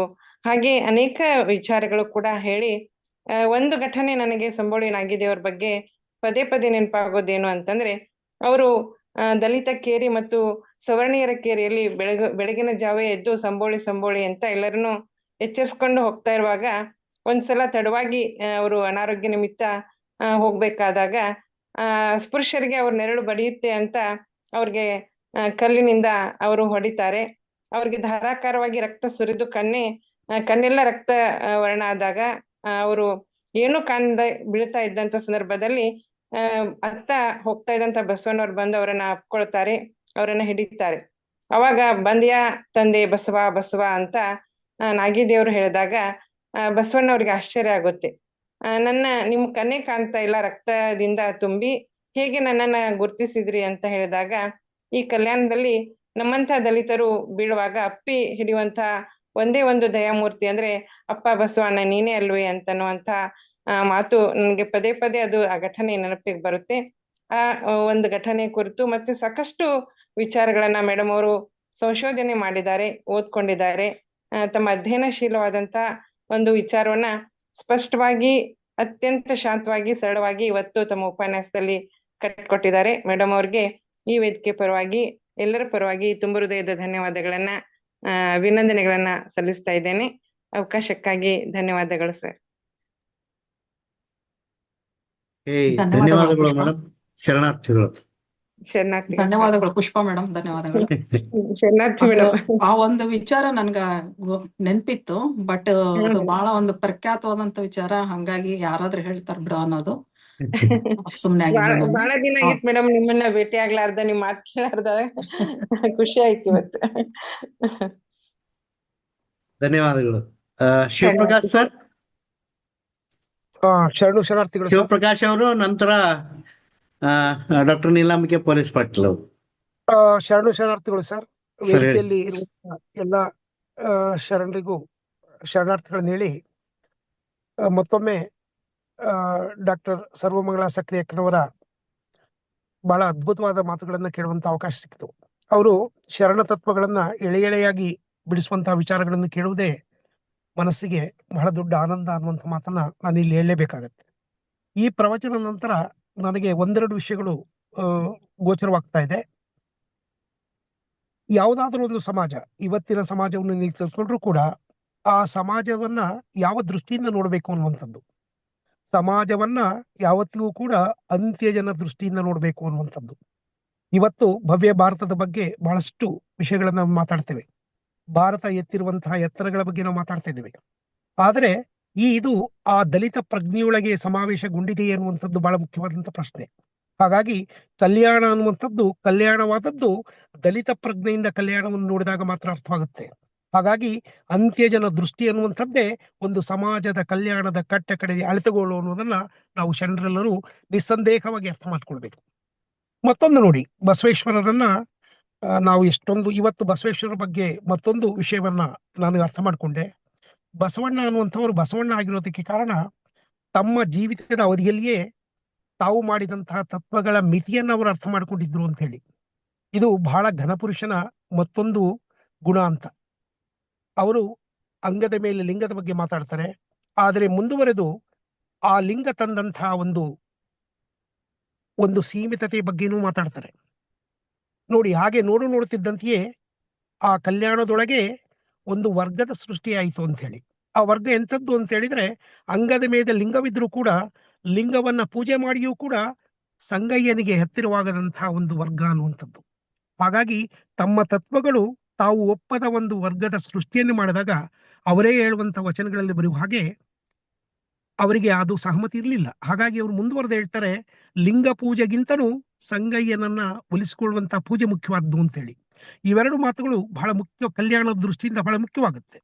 ಒಂದು, ಶರಣ ಚಳವಳಿಯ ಇತಿಮಿತಿಗಳನ್ನ ಬಸವಣ್ಣನವರು ತಮ್ಮ ಕಾಲದಲ್ಲಿ ಅರಿತಿದ್ರು ಅನ್ನುವಂಥದ್ದು ಬಹಳ ಮುಖ್ಯವಾದಂತಹ ಒಂದು ಪ್ರಜ್ಞೆಯಾಗಿ ನನ್ನನ್ನು ಕಾಡ್ತಾ ಇದೆ. ಇಲ್ಲ ಅಂತ ಹೇಳಿದ್ರೆ, ಲಿಂಗವಂತರು ದೇವಾಲಯದಲ್ಲಿ ಕುಳಿತಾಗ ನಾನು ಹೊರಗಡನವನು ಅನ್ನುವಂಥ ಭಾವನೆಯನ್ನ ಬಸವೇಶ್ವರರು ವ್ಯಕ್ತಪಡಿಸ್ತಾ ಇರಲಿಲ್ಲ. ಹಾಗಾಗಿ ಎಲ್ಲೋ ಒಂದು ಕಡೆ ಅಂಗದ ಮೇಲೆ ಲಿಂಗವಿರಬೇಕು ಅನ್ನುವಂತಹ ಒಂದು ಪ್ರಜ್ಞೆ ಒಂದು ಹೊಸ ವರ್ಗದ ಸೃಷ್ಟಿಗೆ ಕಾರಣವಾಯಿತಾದ್ರೂ ಕೂಡ ಆ ವರ್ಗದಲ್ಲಿರುವಂತಹ ಎಲ್ಲ ಜನರು ಕೂಡ ಇದನ್ನೇ ಒಂದು ಡಂಬಾಚಾರದ ಒಂದು ಸಾಧನವಾಗಿ ಮಾಡಿಕೊಂಡು ಲಿಂಗ ಪ್ರಜ್ಞೆಗೆ ಹೊರತಾದದ್ದನ್ನು ಬಸವಣ್ಣವರ ಮನಸ್ಸನ್ನು ಆ ಕಾಲಕ್ಕೆ ನೋಯಿಸಿದ್ದನ್ನ ನಾವು ಶರಣರು ಅರ್ಥ ಮಾಡ್ಕೊಳ್ಬೇಕು ಅಂತ ಹೇಳಿ ನನಗೆ ಎರಡು ಮಾತುಗಳನ್ನು ಹೇಳಿಕೊಟ್ಟಂತಹ ಮಾತುಗಳನ್ನು ಹೇಳಲಿಕ್ಕೆ ಅವಕಾಶ ಮಾಡಿಕೊಂಡಂತಹ ಡಾಕ್ಟರ್ ವಿಜಯಕುಮಾರ್ ಸರ್ ಅವರಿಗೆ ಒಂದೆರಡು ಶರಣಾರ್ಥಿಗಳನ್ನು ಅರ್ಪಿಸ್ತಾ ನನ್ನ ಮಾತುಗಳನ್ನು ಮುಗಿಸ್ತೇನೆ. ಶರಣಾರ್ಥಿಗಳು. ಶರಣಾರ್ಥಿಗಳು ಸರ್. ಮತ್ತಷ್ಟು ವಿಚಾರಗಳನ್ನ ಹೇಳಿದಂತ ತಮಗೆ ಧನ್ಯವಾದ ತಿಳಿಸುತ್ತಾ ಅಕ್ಕ ಅವ್ರೆ, ನೀಲಾಂಬಿಕಾ ಪೊಲೀಸ್ ಪಟ್ಲಕ್ ಅವ್ರಿಗೆ ಮಾತಾಡಿ. ಪೊಲೀಸ್ ಪಾಟೀಲ್ ಅಕ್ಕ ಅವ್ರೆ, ಹೇಳ್ರಿ. ಎಲ್ಲರಿಗೂ ಶರಣಾರ್ಥಿಗಳು. ಸಕ್ರಿಯ ಅಕ್ಕ ನಿಮಗೆ ಅನಂತ ಶರಣಾರ್ಥಿಗಳು. ಒಬ್ಬ ಕಲ್ಯಾಣದ ಕ್ರಾಂತಿಗೆ ಕಾರಣೀಕರ್ತನಾದ ಒಬ್ಬ ಮಹಾಶರಣರ ಇವತ್ತ ಚಿಂತನೆಗೆ ವಿಷಯವನ್ನ ಆಯ್ದುಕೊಂಡು ಅದರ ಮೇಲೆ ಕ್ಷಕಿರಣ ಬೀರಿದ್ದು. ಬಹುಶಃ ಕಲ್ಯಾಣದಲ್ಲಿ ಕಂಬಳಿ ನಾಗಿದೇವರ ಮಠ ಇದೆ. ಅಲ್ಲಿ ಅವರ ಸಮಾಧಿಯ ಜಾಗವೂ ಇದೆ. ಅದು ಅವರ ಕಾಯಕದ ನೆಲೆ, ಅವರ ಆಧ್ಯಾತ್ಮಿಕ ನೆಲೆ. ಮುಂದೆ ಅವರದು ಅಲ್ಲಿಯೇ ಒಂದು ಸಂಸ್ಕಾರ ಮಾಡ್ಲಾಯ್ತು ಅಂತ ಆ ಭಾಗದ ಜನರು ಹೇಳ್ತಾರೆ. ಇವತ್ತಿಗೂ ಮಠ ಸುಸ್ಥಿತಿಯಲ್ಲಿ ನೋಡ್ಲಿಕ್ಕೆ ನಮಗ ಸಿಗ್ತದೆ. ಕಲ್ಯಾಣದಲ್ಲಿರುವ ಬೆರಳೆಣಿಕೆಯ ಕೆಲವೇ ಮಠಗಳಲ್ಲಿ ಕಂಬಳಿ ನಾಗಿದೇವರ ಒಂದು ಮಠವು ಕೂಡ ಬಹಳ ಮಹತ್ವದ್ದು ಅನ್ನುವಂತಹದ್ದು. ಕಂಬಳಿ ಅನ್ನುವ ಕಾಯಕ, ಅವರು ಕುರಿ ಉಣ್ಣೆಯಿಂದ ಕಂಬಳಿ ಕಾಯಕವನ್ನ ನೇಯ್ದರು ಅಂತ ಈಗ ತಾವೇನು ಒಂದೆರಡು ಜನಪದ ಹಾಡುಗಳನ್ನ ಕೋಟ್ ಮಾಡಿದಿರಿಲ್ಲ, ಅವು ನಾನು ಸಂಗ್ರಹ ಮಾಡಿದ್ದು. ಅದರಲ್ಲಿ ಬರ್ತದೆ ಅವರು ಕುರಿ ಉಣ್ಣಿಯಿಂದ ಕಂಬಳಿಗಳನ್ನ ನೇಯ್ತಿದ್ರು ಅಂತ. ಕುರಿ ಉಣ್ಣಿಯಿಂದ ನೇಯ್ದ ಕಂಬಳಿಗಳು ಇವತ್ತಿಗೂ ಬಹಳ, ಇವತ್ತು ನಾವೇನಿದ್ದೇವು ಚಳಿಗಾಲದಲ್ಲಿ, ಈ ಚಳಿಗಾಲದಲ್ಲಿ ಬಹಳ ಒಳ್ಳೆಯವು ಅನ್ನುವಂತಹದ್ದು ಕೂಡ ಅಭಿಪ್ರಾಯ. ಹೀಗಾಗಿ ಸಂಬೋಳಿ ನಾಗಿದೇವರು ಶಿವನಾಗಿಮಯ್ಯನವರೇ. ಅವರು ಮುಂದೆ ಏನಾದ್ರು ಅಂದ್ರ ಕಂಬಳಿ ಕಾಯಕ ಮಾಡಿರೋದ್ರಿಂದ ಕಂಬಳಿ ಅನ್ನುವಂತಹ ಹೆಸರು ಅವ್ರಿಗೆ ಬಂತು ಅನ್ನುವುದು ಕೂಡ ಜನಪದರು ಕಟ್ಕೊಡ್ತಾರೆ. ಅನೇಕ ಕಾವ್ಯಗಳಲ್ಲಿ ಬಸವರಾಜ ದೇವರ ರಗಳೆಯಿಂದ ಹಿಡಿದುಕೊಂಡು ಅನೇಕ ಕಾವ್ಯಗಳಲ್ಲಿ ಇವರ ಚರಿತ್ರೆ ಪೂರಕವಾಗಿ ಬಂದರೂ ಕೂಡ ನಮಗ ಕರೆಕ್ಟ್ ಆಗಿ ಕಟ್ಟಿಕೊಟ್ಟವ್ರು ಯಾರು ಅಂತಂದ್ರೆ ಜನಪದರೇ ಅನ್ನುವಂತಹದ್ದು. ಯಾಕೆಂದ್ರೆ ಇದೇ ಮಧುವರಸ ಹರಳಯ್ಯ ಶರಣರ ಚಮ್ಮಾವುಗೆಗಳನ್ನು ಕಾಲಲ್ಲಿ ಮೆಟ್ಟುವುದಕ್ಕಿಂತ ಪೂರ್ವದಲ್ಲಿನೇ ಈ ಕಂಬಳಿ ನಾಗಿದೇವರು ನೇಯ್ದ ಕಂಬಳಿಯನ್ನ ಕೈಯಿಂದ ಕಸಿದುಕೊಂಡು ಮನೆಗೆ ಹೋಗ್ತಾರೆ. ಮನೆಗೆ ಹೋಗಿ ಹೆಂಡತಿಗೆ ಇದನ್ನು ತೆಗೆದುಕೊಂಡು ಬಂದೆ ನಾನು ಅಂತ ಹೇಳಿ ಹೇಳಿದಾಗ, ಹೆಂಡತಿನೂ ಒಳ್ಳೇದಾಯ್ತು, ಇದು ಬೇಕು, ಹೆಂಗ ತಂದೆ ಅನ್ನೋದು ಹೇಳೋದಿಲ್ಲ ಆತ, ತೆಗೆದುಕೊಂಡು ಬಂದೆ ಅಂತ ಅಟೆ ಹೇಳ್ತಾನೆ. ಬಹಳ ಒಳ್ಳೇದಿದೆ ಅಂತ ಹೆಂಡತಿ ಅದನ್ನ ಹಾಸಿ ಮಾಡಿ ಮೊದಲೇ ಹೆಂಡತಿನೇ ಕೂಡ್ತಾಳ ಅದ್ರ ಮೇಲ. ಆಕಿಗೆ ಮೈಯೆಲ್ಲ ಉರಿ ಹತ್ತಿದಂಗ ತ್ರಾಸ ಆದ ಕೂಡ್ಲೇನೆ ಆಕಿ ಚೀರ್ಲಿಕ್ಕೆ ಪ್ರಾರಂಭ ಮಾಡಿದಳು. ಆಮೇಲೆ ಗಂಡನು ಯಾಕೆ ಅಂದಾಗ ಗಂಡ ಕೂಡ ಕೈಯಲ್ಲಿ ಅದನ್ನ ಹಿಡಿದು ಕೂಡ್ಲಿಕ್ಕೆ ಹೋದಾಗ ಗಂಡನಿಗೂ ಕೂಡ ಆ ತ್ರಾಸ ಆಯ್ತು. ಆಗ ಹೆಂಡತಿ ಸ್ಪಷ್ಟವಾಗಿ ಕೇಳ್ತಾಳ, ಇದು ಎಲ್ಲಿಂದ ತಂದಿದ್ ಹೇಳು ಅಂತ ಹೇಳಿ. ಯಾಕ ಗಂಡನ ಗುಣ ಆಕಿ ಗೊತ್ತು. ಈತ ಏನಾದರೂ ಶರಣರೊಂದಿಗೆ ಈತ ಏನಾದರೂ ಕಿತಾಪತಿ ಮಾಡಿನೇ ಈ ಕಂಬಳಿಯನ್ನು ತಂದಿದ್ದಾನೆ ಅನ್ನುವಂತಹದ್ದು ಆಕೆಗೆ ಗೊತ್ತು. ಹೀಗಾಗಿ ಕೇಳಿದಾಗ ನಿಜ ತತ್ವ ಅರುಹುತ್ತಾಳೆ. ಹೇಳಿದಾಗ ಆತ ನೇರವಾಗಿ ಆಕೆ ಕರ್ಕೊಂಡು ಅಲ್ಲಿ ಕಂಬಳಿ ನಾಗಿದೇವರ ಹತ್ರ ಬರ್ತಾರೆ. ಅವರ ಅದನ್ನು ವಾಪಸ್ ಕೊಡ್ತಾಳೆ. ವಾಪಸ್ ಕೊಟ್ಟು ಅವರ ಕಾಲಿಗೆ ಶರಣು ಹೋಗ್ತಾಳೆ ಅನ್ನುವಂತಹದ್ದು ಕೂಡ ನಮ್ಗ ಜನಪದ ಹಾಡುಗಳು ಕಟ್ಟಿ ಕೊಡ್ತವೆ. ಅವರ ಜನಪದ ಹಾಡುಗಳಲ್ಲಿ ಅವರ ಹೆಂಡತಿ ಹೆಸರು ಏನೋ ಬರ್ತದೆ, ಅದು ಸ್ಪಷ್ಟವಾಗಿ ನನಗೂ ಇನ್ನೂ ಅದು ಸಿಕ್ಕಿಲ್ಲ ಅನ್ನುವ ಮಾತನ್ನ ತಮ್ಗ ಹೇಳ್ತಾ, ಇಲ್ಲಿ ಕಂಬಳಿನ ಯೋಗ ಸಾಧಿಸಿದವನೊಬ್ಬ ನಿಜಗುಣ, ಯೋಗ ಸಾಧಿಸಿದವನೊಬ್ಬ ವೃಷಭ ಯೋಗೀಶ್ವರ, ಯೋಗ ಸಾಧಿಸಿದವನೊಬ್ಬ ಶಿವನಾಗಿಮಯ್ಯ ಅಂತೇಳಿ ಯೋಗ ಸಾಧಿಸಿದವನೊಬ್ಬ ನಾನೊಬ್ಬ ನೋಡ ಅಂತ ಕಪಿಲ ಸಿದ್ಧ ಮಲ್ಲಿಕಾರ್ಜುನ ಅಂತೇಳಿ ಸಿದ್ದರಾಮ ಶಿವಯೋಗಿಗಳ ವಚನವನ್ನ ನಾವು ನೋಡಿದ್ರೆ ಬಹುಶಃ ಶಿವಯೋಗ ಸಾಧನೆಯೊಳಗೆ ಇವರು ಬಹಳ ಉನ್ನತಕ್ಕೆ ಹೋಗಿದ್ರು ಅನ್ನುವುದನ್ನ ಸಿದ್ದರಾಮ ಶಿವಯೋಗಿಗಳ ವಚನಗಳಿಂದ ನಮ್ಗ ತಿಳ್ಕೊಳ್ಳಿಕ್ಕೆ ಇಲ್ಲಿ ಸಾಧ್ಯ ಆಗ್ತದೆ ಅನ್ನುವಂತಹ ಮಾತು. ಯಾಕೆಂದ್ರೆ ಅವರ ಒಂದು ಮೇ ಬಿ ಅಕ್ಕರು ಮಾಡಿದ್ರಲ್ಲಿ ಅಂಗದ ಮೇಲೆ ಲಿಂಗವಿದ್ದ ಬಳಿಕ ಲಿಂಗಹೀನನ ಬೆರೆಸಲಾಗದು ಅನ್ನುವಂತಹ ಅವರ ಒಂದು ವಚನ ಏನಿದೆ ನೋಡಿ, ಆ ವಚನವನ್ನ ನೋಡಿದ್ರೆ ಈ ಲಿಂಗಾಂಗ ಯೋಗದಲ್ಲಿ ಅಜಗಣ್ಣನವರಂತೆ, ನಿಜಗುಣ ದೇವರಂತೆ, ನಮ್ಮ ಕಂಬಳಿನಾಗಿ ದೇವರು ಕೂಡ ಬಹಳ ಮೇಲ್ಮಟ್ಟಕ್ಕೆ ಹೋಗಿದವರೊಬ್ರು ಆಗಿದ್ರು. ಆ ಗವಿಯನ್ನ ನೋಡಿದ್ರೆ ನಮ್ಗ ಅದು ಗೊತ್ತಾಗ್ತದೆ. ಅದಕ್ಕಾಗಿನೇ ಈಗ ಅಕ್ಕರೇನು ದೀರ್ಘವಾಗಿ ಚರ್ಚೆ ಮಾಡಿದಿರಲ್ಲ ಈ ಜಾತಿ ವರ್ಣದ ಬಗ್ಗೆ, ನಿಜವಾಗಿಯೂ ನೋಡಿದಾಗ ಇಂತಹ ಅನರ್ಘ್ಯ ರತ್ನಗಳು ಪ್ರತಿಯೊಂದರಲ್ಲಿ ಅಡಗಿಕೊಂಡು ಕುಳಿತಿವೆ. ಅವುಗಳಿಗೆ ಒಂದು ಸದಾವಕಾಶ ಸಿಕ್ತು ಅಂದ್ರೆ, ಈಗ ಪುಷ್ಪಾವತಿ ಅವ್ರು ಹೇಳಿದಂತೆ ಆ ಕಣ್ಣಿಗೆ ಬೆಳೆದು ರಕ್ತ ಸುರಿಸುವಾಗ ಬಸವಣ್ಣನವರೇ ಬಂದು ಎತ್ತಿ ಹಿಡಿದ್ರು ಅನ್ನುವಂತಹ ಮಾತು ಇದರಲ್ಲಿ ಬರ್ತದೆ. ನಾನ್ ನಿಮ್ಗೆ ಹೇಳದನಲ್ಲ ಪರುಷ ಕಟ್ಟೆ ಅಂತ ಹೇಳಿ, ಆ ಪರುಷ ಕಟ್ಟೆಯನ್ನ ಮುಟ್ಲಿಕ್ಕೆ ಬಂದ್ರು ಕೂಡ ಶಿವನಾಗಿ ದೇವರನ್ನ ಹೊರಗೆ ಹಾಕಿದಂತ ಸಂದರ್ಭದಲ್ಲಿ ಬಿಜ್ಜಳ ರಾಜ ಬಿಜ್ಜಳ ರಾಜನ ಅರಮನೆಯೊಳಗೆ ಈ ಕಂಬಳಿನಾಗಿ ದೇವರನ್ನ ಒಳಗೆ ಬರ್ಲಿಕ್ಕೆ ಆಸ್ಪದ ಕೊಡೋದಿಲ್ಲ ಭಟ್ಟರು ಅಲ್ಲಿಂದು. ಆಗ ಆತನನ್ನ ಕರೆದುಕೊಂಡು ಈ ಪರುಷ ಕಟ್ಟೆ ಹತ್ತಿರ ಬಸವಣ್ಣನವರು ಬಂದು ಅಲ್ಲಿ ನ್ಯಾಯ ಪಂಚಾಯತಿ ಮಾಡ್ತಾರೆ ಅನ್ನುವಂಥದ್ದು ಕೂಡ ಆ ಕಲ್ಯಾಣದ ಸಂದರ್ಭದಲ್ಲಿ ನಮ್ಗ ಫೀಲ್ಡ್ ವರ್ಕ್ ಮಾಡಿದಾಗ ವಿಷಯ ಗೊತ್ತಾಗ್ತದೆ. ಅದಕ್ಕಾಗಿ ಇಂಥ ಅಮೂಲ್ಯ ರತ್ನಗಳ ಒಂದು ಚರಿತ್ರೆ ಅವತ್ತು 12ನೇ ಶತಮಾನದಲ್ಲಿ ಬಹಳಷ್ಟು ಸಿಗ್ತದೆ ಸರ್. ಅಂತಹ ವಿಷಯದ ಮೇಲೆ ಮೇಡಮ್ ಅವರು ಅರ್ಥಪೂರ್ಣವಾಗಿ ಮಾತಾಡಿದ್ದಕ್ಕಾಗಿ ಅವರಿಗೂ ತಮಗೂ ವಂದಿಸಿ ನನ್ನ 2 ಮಾತು ಮುಗಿಸ್ತೀನಿ. ಶರಣಾರ್ಥಿಗಳು. ಧನ್ಯವಾದಗಳು. ಶರಣಾರ್ಥಿಗಳು. ನೋಡಿ, ಒಂದ್ 3-4 ಆಯಾಮಗಳನ್ನ ಅಕ್ಕ ಅವ್ರಲ್ಲಿ ತಂದ್ರು. ಜನಪದರ ಅವ್ರದ್ದು ಫೇವ್ರೇಟ್ ಸಬ್ಜೆಕ್ಟ್ ಅದು, ನೀಲಂಬಿಕಾ ಅಕ್ಕ ಅವ್ರದ್ದು. ಜನಪದರಲ್ಲಿ ಶಿವಶರಣರ ಬಗ್ಗೆ ಬಹಳಷ್ಟು ಅಧ್ಯಯನ ಮಾಡಿದಂಥವ್ರು. ಆಮೇಲೆ ಶಿವಯೋಗಿ ಸಾಧಕ, ಪರುಷಕಟ್ಟೆ, ಇವನ್ನೆಲ್ಲ ಅವರೆಲ್ಲ ಅಲ್ಲಿ ಕಣ್ಣಾರೆ ಕಂಡಂತಹ ಶರಣೆಯರು. ನೀಲಾಂಬಿಕಾ ಅಕ್ಕ ಅವ್ರಿಗೆ ಧನ್ಯವಾದ ಹೇಳ್ತಾ, ಮತ್ತೆ ಯಾರಾದ್ರೂ ಮಾತಾಡ್ತೀರಾ? ಮೋಸ್ಟ್ಲಿ ಯಾರಿಲ್ಲ. ಮುಂದೆ ಶರಣ ಸಮರ್ಪಣೆಗೆ ಹೋಗೋಣ. ಕಾರ್ಯಕ್ರಮದ ಕೊನೆಯ ಘಟ್ಟವಾಗಿ ಶರಣ ಸಮರ್ಪಣೆಯನ್ನ ಮಾಡೋಣ. ನಾನು ಮಾತಾಡ್ತೀನಿ ಅಣ್ಣವ್ರೆ. ಮಾತಾಡ್ರಿ ಅಕ್ಕ, ಅದ ಕೇಳ್ದೆ. ಹೌದ್ರಿ ಇಲ್ಲ ಮಾತಾಡ್ತೀನಿ. ಮಾತಾಡ್ರಿ ಅಕ್ಕ. ತುಂಬಾ ಸುಂದರವಾಗಿ ಅಕ್ಕ ಸರಮಗಳ ಅಕ್ಕ ಅವರು ನಮಗೆ ಎಳೆಯಾಗಿ ತಿಳಿಸಿಕೊಟ್ಟರು ಕಂಬಳಿ ನಾಗಿ ದೇವನ ಬಗ್ಗೆ. 12ನೇ ಶತಮಾನ ಏನೈತೆ, ನಾವು ಕ್ರಾಂತಿಕಾರಿ ವೈಚಾರಿಕತೆಯ ಶತಮಾನ ಅಂತನೂ ಗೌರವಿಸುತ್ತೇವೆ. ಇಲ್ಲಿ ಅಸಮಾನತೆ ಅಸ್ಪೃತೆಯನ್ನು ಧಿಕ್ಕರಿಸಿ ವೈಚಾರಿಕ ನಿಲುವನ್ನು ಅಪ್ರತಿಮವಾಗಿದೆ. ಅಕ್ಕ ಅವರು ನಮಗಷ್ಟು ಅವ್ರ ಬಗ್ಗೆ ಅಷ್ಟು ಗೊತ್ತಿದ್ದಿಲ್ಲ ಕರೆ ಹೇಳ್ಬೇಕಂದ್ರ.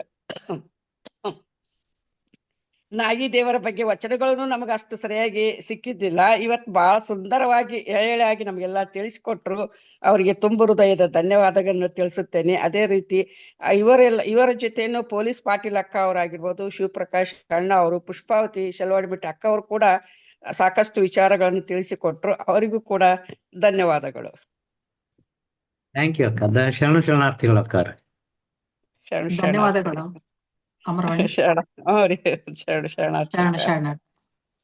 ಮೊದ್ಲೇ ಪರಿಚಯ ಮಾಡ್ಬೇಕಾದ್ರೆ ಹೇಳ್ಬಿಟ್ರ ಅವ್ರು ಎಲ್ಲ ನಿಮ್ದೇ ಮಾರ್ಗದರ್ಶನ ಅಂತ. ಅವ್ರ ಮಾರ್ಗದರ್ಶನ ರೇ ಕರೆ. ಓಕೆ, ಎಲ್ಲರಿಗೂ ಶರಣಾರ್ಥಿಗಳು. ಕಾರ್ಯಕ್ರಮದ ಕೊನೆಯ ಘಟ್ಟ ಶರಣ ಸಮರ್ಪಣೆ. ಮೊದಲು ನಾವು ಇದನ್ನ ವಂದನಾರ್ಪಣೆ ಅಂತಿದ್ವಿ, ಈಗ ಶರಣ ಸಮರ್ಪಣೆ ಅಂತ ಬಸವಾದಿ ಶರಣ ಚಿಂತನೆ ಜೊತೆಗೆ ಇದನ್ನ ಸೇರಿಸಿದ್ವಿ. ಮೊಟ್ಟ ಮೊದಲನೇದಾಗಿ ಪ್ರಾರ್ಥನೆ. ಇವತ್ತಿನ ಹೈಲೈಟ್ ಅಂದ್ರೆ ಚಿಕ್ಕ ಮಕ್ಕಳು 5 ಜನ ಬಹಳ ಸುಂದರವಾಗಿ ಪ್ರಾರ್ಥನೆಯನ್ನು ನಡೆಸ್ಕೊಟ್ರು. ನನಗೆ ಆ 4-5 ವರ್ಷದ ಮಗುವನ್ನ ನೋಡಿದ ತಕ್ಷಣ ಎಂತ ಒಂಥರ ಮೈ ರೋಮಾಂಚನ ಆಗ್ತದೆ. ಚಿಕ್ಕ ಮಕ್ಕಳು ವಚನ ಪ್ರಾರ್ಥನೆಯನ್ನ ನಡೆಸ್ಕೊಡ್ತಾರೆ. ಅವರನ್ನ ಟ್ರೈನ್ ಮಾಡಿದಂತಹ, ಅವರನ್ನ ತಯಾರು ಮಾಡಿದಂತಹ ವಿಜಯಲಕ್ಷ್ಮಿ ಭದ್ರಶೆಟ್ಟಿ ಅವರಿಗೆ ನಾವು ತುಂಬ ಧನ್ಯವಾದಗಳನ್ನು ಹೇಳ್ತೇವೆ. ಎಲ್ಲಕ್ಕಿಂತ ಹೆಚ್ಚಾಗಿ ಆ ಮಗು 2ನೇ ಸರಿ ಬಂದಾಗ ಶರಣಾರ್ಥಿ ಅಂತ ಹೇಳ್ತಾ ಇತ್ತು. ಬಹಳ ಸುಂದರವಾದ ಒಂದು ಚಿತ್ರಣ. ಅದರ ಜೊತೆಗೆ ನಮ್ಮ ಸಂಗೀತ ಪ್ರತಿಭೆ ಸಂಜನಾ ಭಜಂತ್ರಿ ಅವರು ಮುಂಡಗೋಡಿನಿಂದ ಜಾಯ್ನ್ ಆಗಿ ಮೊದಲು 2 ಪ್ರಾರ್ಥನೆ, ಆಮೇಲೆ 2 ಪ್ರಾರ್ಥನೆಯನ್ನು ಹೇಳಿದ್ರು. ಮೋಸ್ಟ್ಲಿ ಅವ್ರದ್ದು ಸೌಂಡ್ ಸಿಸ್ಟಮ್ ಸ್ವಲ್ಪ ಇಂಪ್ರೂವ್ ಮಾಡಿಕೊಂಡ್ರೆ ಅದ್ಭುತವಾದಂಥ ಒಂದು ವಿಡಿಯೋ ನಮಗೆ ಸಿಗ್ತದೆ ಅಂತ ನಾನಿಲ್ಲಿ ಅವ್ರಿಗೆ ರಿಕ್ವೆಸ್ಟ್ ಮಾಡ್ಕೋತೀನಿ. ಸಂಜನಾ ಹಾಗೂ ಅವರ ತಂದೆ ಭಜಂತ್ರಿ ಅವ್ರಿಗೂ ಕೂಡ ಈ ಮೂಲಕ ಧನ್ಯವಾದಗಳನ್ನು ಹೇಳ್ತೀವಿ. ಮುಂದಿನ ವಾರವೂ ಕೂಡ ತಾವು ಹೀಗೆ ಬಂದು ಪ್ರಾರ್ಥನೆಯನ್ನ ನೆರವೇರಿಸ್ಕೊಡ್ಬೇಕು ಅಂತ ತಮ್ಮಲ್ಲಿ ವಿನಂತಿ ಮಾಡ್ಕೊತೀನಿ. ಇನ್ನು ಉಪನ್ಯಾಸದ ವಿಷಯಕ್ಕೆ ಬರೋದಾದ್ರೆ, ಬಹಳಷ್ಟು ಸಂಶೋಧನೆಯನ್ನ ಸುಮಾರು 15 ದಿವಸದಿಂದ ಮಾಡಿದ್ದಾರೆ. ಅದ್ರ ಬಗ್ಗೆ ಒಂದು ಲೇಖನವನ್ನ ಬರೆದುಕೊಟ್ರೆ ನಮ್ಮ ವಚನ ಮಂದಾರ ವೆಬ್ಸೈಟ್ನಲ್ಲಿ ಹಾಕ್ತೀವಿ. ಇದು ಮೊದಲನೇದು. ಎರಡನೇದು, ಕಲ್ಯಾಣ ಕ್ರಾಂತಿಯ ಒಂದು ಆಯಾಮ ಅಂದ್ರೆ ಸಮಾಜದ ಒಂದು ಚಿತ್ರಣ. ಆ ಚಿತ್ರಣವನ್ನ ಬಹಳ ಅದ್ಭುತವಾಗಿ ಚಿತ್ರಿಸಿದ್ದನ್ನ ನಾವು ಈ ಉಪನ್ಯಾಸದಲ್ಲಿ ಕಾಣಬಹುದು. ಕಂಬಳಿ ನಾಗಿದೇವನು ಶಿಕಾರಪುರದ ಹತ್ತಿರ ಇರ್ತಕ್ಕಂಥ ಒಂದು ಅಳಗಂಟಿ ಗ್ರಾಮದಿಂದ ಕಲ್ಯಾಣಕ್ಕೆ ಬಂದನು ಅಂತಕ್ಕಂಥದ್ದು ಹಲವಾರು ವಚನ ಸಾಹಿತ್ಯದ ಪುಸ್ತಕಗಳಲ್ಲಿ ನಮಗೆ ಸಿಗುವಂತ ಚಿತ್ರಣ. ವ್ಯಕ್ತಿ ಕಲ್ಯಾಣ, ಸಮಾಜ ಕಲ್ಯಾಣ, ತತ್ವ ಕಲ್ಯಾಣ ಅಂತಕ್ಕಂಥ ಒಂದು ಹೊಸ ವ್ಯಾಖ್ಯಾನವನ್ನ ಕಲ್ಯಾಣ ನಗರಕ್ಕೆ ಕೊಟ್ಟಿದ್ದು ಇವತ್ತಿನ ಸುಂದರ ಚಿತ್ರಣ.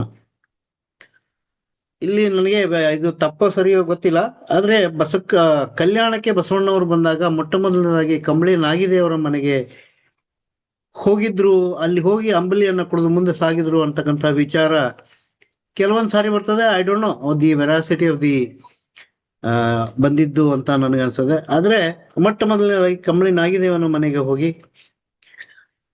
ಅಂಬಲಿಯನ್ನ ಕುಡಿದಂತ ಒಂದು ಪ್ರಸಂಗವನ್ನು ನಾನು ಹಲವಾರು ಬಾರಿ ಕೇಳಿದ್ದೇನೆ. ಇಲ್ಲಿ ನಾವು ತಳಸ್ಥಳದವರ ಒಂದು ಬಗ್ಗೆ ಚಿತ್ರಣ ಕೊಡ್ಬೇಕಾದ್ರೆ ಬಹಳ ಅದ್ಭುತವಾದಂತ ಒಂದು ಚಿತ್ರಣ. ದೇವಸ್ಥಾನವನ್ನ ನಿರ್ಮಾಣ ಮಾಡೋರು ತಳಸ್ಥಳದವರು. ದೇವಸ್ಥಾನ ನಿರ್ಮಾಣ ಆದ್ಮೇಲೆ ಅದರಲ್ಲಿ ಹೆಗ್ಗಣಗಳಂತೆ ಸೇರ್ಕೊಳ್ತಾ ಇರೋರು ಮೇಲ್ಜಾತಿಯವರು. ಅವ್ರು ಒಳಗೆ ಸೇರ್ಕೊಂಡ್ಮೇಲೆ ಇವ್ರಿಗೆ ಪ್ರವೇಶನೇ ಇಲ್ಲ. ಇದು ಒಂದು ಸಾಮಾಜಿಕ ವಿಡಂಬನೆ. ಅದನ್ನ ಸುಂದರವಾಗಿ ಚಿತ್ರಣ ಮಾಡಿದ್ರು. ದೇವಸ್ಥಾನ ಕಟ್ಟೋದಕ್ಕೆ ಬೇಕು, ಆದ್ರೆ ದೇವರನ್ನ ಪೂಜೆ ಮಾಡೋದಕ್ಕೆ ಬೇಡ ಅಂತಕ್ಕಂಥ ಒಂದು ಚಿತ್ರಣದಿಂದಲೇ ಈ ಇಷ್ಟಲಿಂಗದ ಪರಿಕಲ್ಪನೆ ಬಂತು ಅಂತಕ್ಕಂಥದ್ದು ನಾವು ಕಾಣ್ಬೋದು. ಇನ್ನ ಮನುಮುನಿ ಗುಮ್ಮಟ ದೇವ ಮುಂತಾದವರ ವಚನಗಳಲ್ಲಿ ಶಿವ ನಾಗಿಮಯ್ಯನವರ ಉಲ್ಲೇಖವನ್ನ ಸರಿಸುಮಾರು 5 ವಚನಗಳ ಮೂಲಕ ಕಟ್ಕೊಟ್ಟದ್ದು ಸುಂದರ ಚಿತ್ರಣ. ನಾಗಿದೇವನ ಬಗ್ಗೆ ಹೇಳ್ತಾ ಅವ್ರು ಹೇಳಿದ್ದು ಆತ್ಮ ಸಾಕ್ಷಾತ್ಕಾರದ ಒಂದು ಪ್ರತೀಕ ನಾಗಿದೇವ ಏನೋರು ಅಂತ. ಸುಂದರವಾದ ಚಿತ್ರಣ. ಆನುದೇವ ಹೊರಗಣವನು ಅಂತಕ್ಕಂಥ ಒಂದು ವಚನದಲ್ಲಿ ಬರ್ತಕ್ಕಂಥದ್ದು ಎಷ್ಟು ಅದ್ಭುತವಾದ ಚಿತ್ರಣ ಅಂದ್ರೆ, ಬಸವಣ್ಣವರು ತಮ್ಮನ್ನು ತಾವು ಅಪವರ್ಗೀಕರಣ ಮಾಡ್ಕೊಳ್ಳೋದು, ಆ ಮೂಲಕ ಆ ತಳಸ್ಥಳದವರ ಮನಸ್ಸನ್ನ ಗೆಲ್ಲೋದಿದೆಯಲ್ಲ, ಈ ಇಡೀ ಕಲ್ಯಾಣ ಕ್ರಾಂತಿಯ ಒಂದು ಸೊಬಗು ಅಥವಾ ಸೊಗಡು ಅಂತ ನಾವು ಅನ್ಕೋಬಹುದು. ಅಂದ್ರೆ ನಾನ್ ನಿಮ್ಮ ನಾಯಕ ಅಂತ ಯಾವತ್ತೂ ಬಸವಣ್ಣವ್ರು ಹೇಳ್ಕೊಳ್ಳಿಲ್ಲ, ಆದ್ರೆ ನೀವೇ ನಾಯಕರು ಅಂತಕ್ಕಂಥ ಒಂದು ಸಾಫ್ಟ್ ಕಮಾಂಡ್ ಅನ್ನ ಎಲ್ಲರಿಗೂ ಕೊಟ್ಟಿದ್ರು ಅಂತಕ್ಕಂಥದ್ದನ್ನ ಈ ಅದ್ಭುತವಾದಂತ ಒಂದು ಚಿತ್ರಣ. ಆನುದೇವ ಹೊರಗಣವನು ಅಂದ್ರೆ ನಾನು ನಿಮ್ ಜೊತೆ ಇದ್ದೀನಿ ಅಂತಕ್ಕಂಥ ಮಾತನ್ನ ಹೇಳಿದ್ದು.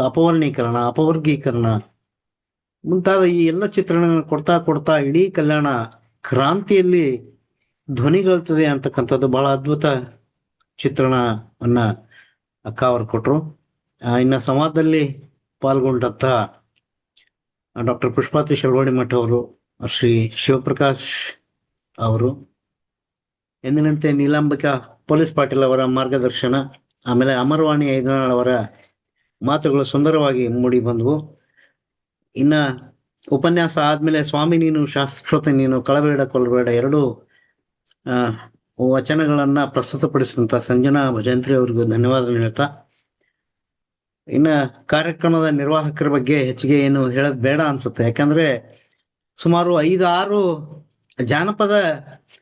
ಜಾನಪದ ಹಾಡುಗಳನ್ನ ಅವರು ಹುಡುಕಿ ತೆಗೆದು ಆ ನಿರ್ವಹಣೆಯನ್ನು ಮಾಡಿದ್ದು ಅದ್ಭುತವಾದಂತಹ ಒಂದು ಪರಿಕಲ್ಪನೆ. ನೀವು ಅತ್ಯುತ್ತಮವಾಗಿ ಅಚ್ಚುಕಟ್ಟವಾಗಿ ನಿರ್ವಹಣೆ ಮಾಡಿದಂತ ಹುಬ್ಬಳ್ಳಿಯ ಶ್ರೀಮತಿ ಅನುಪಮ್ ಪಾಟೀಲ್ ಅವ್ರಿಗೂ ಕೂಡ ಧನ್ಯವಾದಗಳನ್ನು ತಿಳಿಸ್ತಾ, ಮುಂದಿನ ವಾರ ಬಹಳ ಅದ್ಭುತವಾದಂತಹ ಒಂದು ಚಿತ್ರಣದ ಉಪನ್ಯಾಸವನ್ನು ನಾವು ನೋಡ್ಲಿದ್ದೇವೆ. ತಾಡೋಲೆಗಳು ಅಂತ ನಾವು ಯಾವತ್ತೂ ಉಲ್ಲೇಖವನ್ನು ಮಾಡ್ತಿರ್ತೀವಿ. ಆ ತಾಡೋಲಿನಲ್ಲಿ ಈ ವಚನ ಬರೆದಿದ್ದು ಅಂತ. ಹಾಗಾಗಿ ತಾಡೋಲೆಗಳನ್ನ ಹೇಗೆ ಸಂಗ್ರಹ ಮಾಡೋದು, ಹಾಗೆ ಅದನ್ನ ಹೇಗೆ ಸಂರಕ್ಷಣೆ ಮಾಡೋದನ್ನ ಕುರಿತು ಸರಿಸುಮಾರು 50 ಲಕ್ಷ ತಾಡೋಲೆಗಳನ್ನ ಡಿಜಿಟಲೀಕರಣ ಮಾಡಿದಂಥ ಬೆಂಗಳೂರಿನ ಶ್ರೀ ಅಶೋಕ್ ದೊಂಬ್ಲೂರ್ ಅವರು ಈ ಕುರಿತು ಮಾತನಾಡಲಿದ್ದಾರೆ. ತಾಡೋಲೆಗಳ ಸಂಗ್ರಹ ಮತ್ತು ಸಂರಕ್ಷಣೆ 27ನೇ ತಾರೀಕು ಅವರು ಬಂದು ನಮ್ಮ ವಚನ ಸಾಹಿತ್ಯ ಮಂದಾರ ಫೌಂಡೇಶನ್ ನಲ್ಲಿ ಮಾತನಾಡಲಿದ್ದಾರೆ. ಎಂದಿನಂತೆ ಎಲ್ಲರೂ ಸೇರಿ ಈ ವಚನ ಸಾಹಿತ್ಯದ ತೇರನ್ನ ಎಳೆಯುವಂತಹ ಒಂದು ಜವಾಬ್ದಾರಿಯನ್ನ ನಾವು ನಿರ್ವಹಣೆ ಮಾಡೋಣ ಅಂತ ಹೇಳ್ತಾ, ಹಾಗೇನೆ ಈ ಕಾರ್ಯಕ್ರಮದಲ್ಲಿ ಪಾಲ್ಗೊಂಡಂತಹ ಎಲ್ಲ ವೀಕ್ಷಕ ಪ್ರಭುಗಳಿಗೂ ಕೂಡ ಧನ್ಯವಾದಗಳನ್ನ ಈ ಮೂಲಕ ಅರ್ಪಿಸಿ ನನ್ನ ಶರಣು ಸಮರ್ಪಣೆಗೆ ವಿರಾಮವನ್ನು ಹೇಳ್ತೇನೆ. ಎಲ್ಲರಿಗೂ ಶರಣಾರ್ಥಿಗಳು. Madam, you can conclude the meeting please. ನಾನು ನಿಮ್ಗೊಂದು ಇಲ್ಲಿ ಒಂದು ಗೊಂದಲ ನನಗೆ. ಅಂದ್ರೆ ಎಡೆಮಠದ ನಾಗಿದೇವಯ್ಯ ಅಂತನೂ ಇದ್ರು 770 ಅಮರಗಣ್ಣಗಳಲ್ಲಿ. ಮತ್ತೆ ಅವರು ಇವ್ರು ಬೇರೆ ಬೇರೆ ಕಂಬಳಿ ನಾಗಿದೇವ ಮತ್ತು ಎಡೆಮಠದ ನಾಗಿದೇವ ಇಬ್ರು ಬೇರೆ ಬೇರೆ ಒಟ್ಟು 5 ಜನ ನಾಗಿಮಯ್ಯನವರ ಉಲ್ಲೇಖ ಬರ್ತದೆ. ಉಲ್ಲೇಖ ಬರ್ತದ್ರಿ. ಹ್ಞೂ ರೀ, 5 ಜನ ಉಲ್ಲೇಖ ಬರ್ತದೆ. ಅದರಲ್ಲಿ ಎಡೆಮಠದ ನಾಗಿದೇವಯ್ಯಗಳು ಒಬ್ರು, ಶಿವನಾಗಿಮಯ್ಯನವರು ಒಬ್ರು. ಹೌದನ್ರಿ. ನನಗ್ ಸ್ವಲ್ಪ ಇದು ಗೊಂದಲ ಇತ್ತು, ನಿಮ್ಮಿಂದ ಬೇರೆ ಬೇರೆ ಬೇರೆ ಎಡೆಮಠದ ನಾಗಿದೇವಯ್ಯಗಳ ಧರ್ಮಪತ್ನಿ ಕೂಡ ವಚನಗಳನ್ನ ಮಸಣಮ್ಮ. ಹೌದ್ರಿ, ಪುಣ್ಯಸ್ತ್ರೀ ಮಸಣಮ್ಮ ಅಂತ ಹೇಳಿ ಧರ್ಮಪತ್ನಿ ರೀ. ವಚನಗಳು ಬರ್ತಿದ್ದಾರೆ. ಅವರೇ ಬೇರೆ, ನನಗಿದು ಕಂಬಳಿ ಅವರೇ ಬೇರೆ ಇವರೇ ಬೇರೆ. ಅವ್ರ ವಚನಗಳು ಓದಿನ್ರಿ ನಾನು, ಇವ್ರ ವಚನಗಳು ನನಗೆ ಸಿಕ್ಕಿದೆ, ನೋಡಿದ್ದಿಲ್ಲ. ಇಲ್ಲ ಇವತ್ತು ಅಕ್ಕವ್ರು ನಮ್ಗೆಲ್ಲ ಸಾಕಷ್ಟು ಹೇಳಿ ತಿಳಿಸ್ಕೊಟ್ರು. ಧನ್ಯವಾದಗಳು ಅಣ್ಣ, ನಮ್ಗಿದನ್ನ ತಿಳಿಸ್ಕೊಟ್ಟದಕ್ಕೆ. ನೀವು ನನಗಿದು ಗೊಂದಲ ಇತ್ರಿ ಇದು. ಹ್ಞೂ ರೀ, ಸರಿ ಸರಿ ಸರಿ. ಶರಣಾರ್ಥಿರಿ. ಕನ್ಕ್ಲೂಡ್ ಮಾಡಿ ಮೇಡಮ್. ಇಂದು ಒಬ್ಬ ವಿಶೇಷವಾದ ಶರಣ ಕಂಬಳಿ ನಾಗಿದೇವನವರ ಬಗ್ಗೆ ಒಂದು ಅದ್ಭುತವಾದ ಉಪನ್ಯಾಸವನ್ನ ಕೇಳಿದ್ವಿ ಮತ್ತು ಚರ್ಚೆಯನ್ನ ಅದರ ನಿಮಿತ್ತವಾಗಿ ಚರ್ಚೆಯನ್ನ ಆಲಿಸಿದ್ವಿ. ಹೀಗೆ ಪ್ರತಿ ವಾರ ಮತ್ತೆ ಹೊಸ ವಿಷಯಗಳೊಂದಿಗೆ ಮತ್ತೊಮ್ಮೆ ಸೇರೋಣ. ಆದ್ರೆ ಇನ್ನೊಂದು ನಿಲಂಬಿಕಾ ಅಕ್ಕನವ್ರು ಲೆಫ್ಟ್ ಆದ್ರು ಅನ್ಸುತ್ತೆ. ಅವರು ಕಲ್ಯಾಣದಿಂದ ಅಕ್ಕ ಮಹಾದೇವಿಯ ವಿದಾಯದ ಬಗ್ಗೆ ಹೇಳ್ತೀನಿ ಅಂತ ಹೇಳಿದ್ರು. ಅವ್ರಿಗೊಂದ್ ಸ್ವಲ್ಪ ನೆನ್ಪು ಮಾಡ್ರಿ ಸರ್, ಕಾಯಕತ್ತೆ ಇರೋವೆಲ್ಲರೂ. ಅವ್ರು ಲೆಫ್ಟ್ ಆದ್ರು. ಮುಂದಿನ ವಾರ ಕೇಳೋಣ ಅವ್ರನ್ನ. ಹೌನ್ರಿ, ಮುಂದಿನ ವಾರ ಕೇಳೋಣ. ಲೆಫ್ಟ್ ಆದ್ರು. ಎಲ್ಲರಿಗೂ ಶರಣಾರ್ಥಿಗಳು. ಶರಣಾರ್ಥಿ.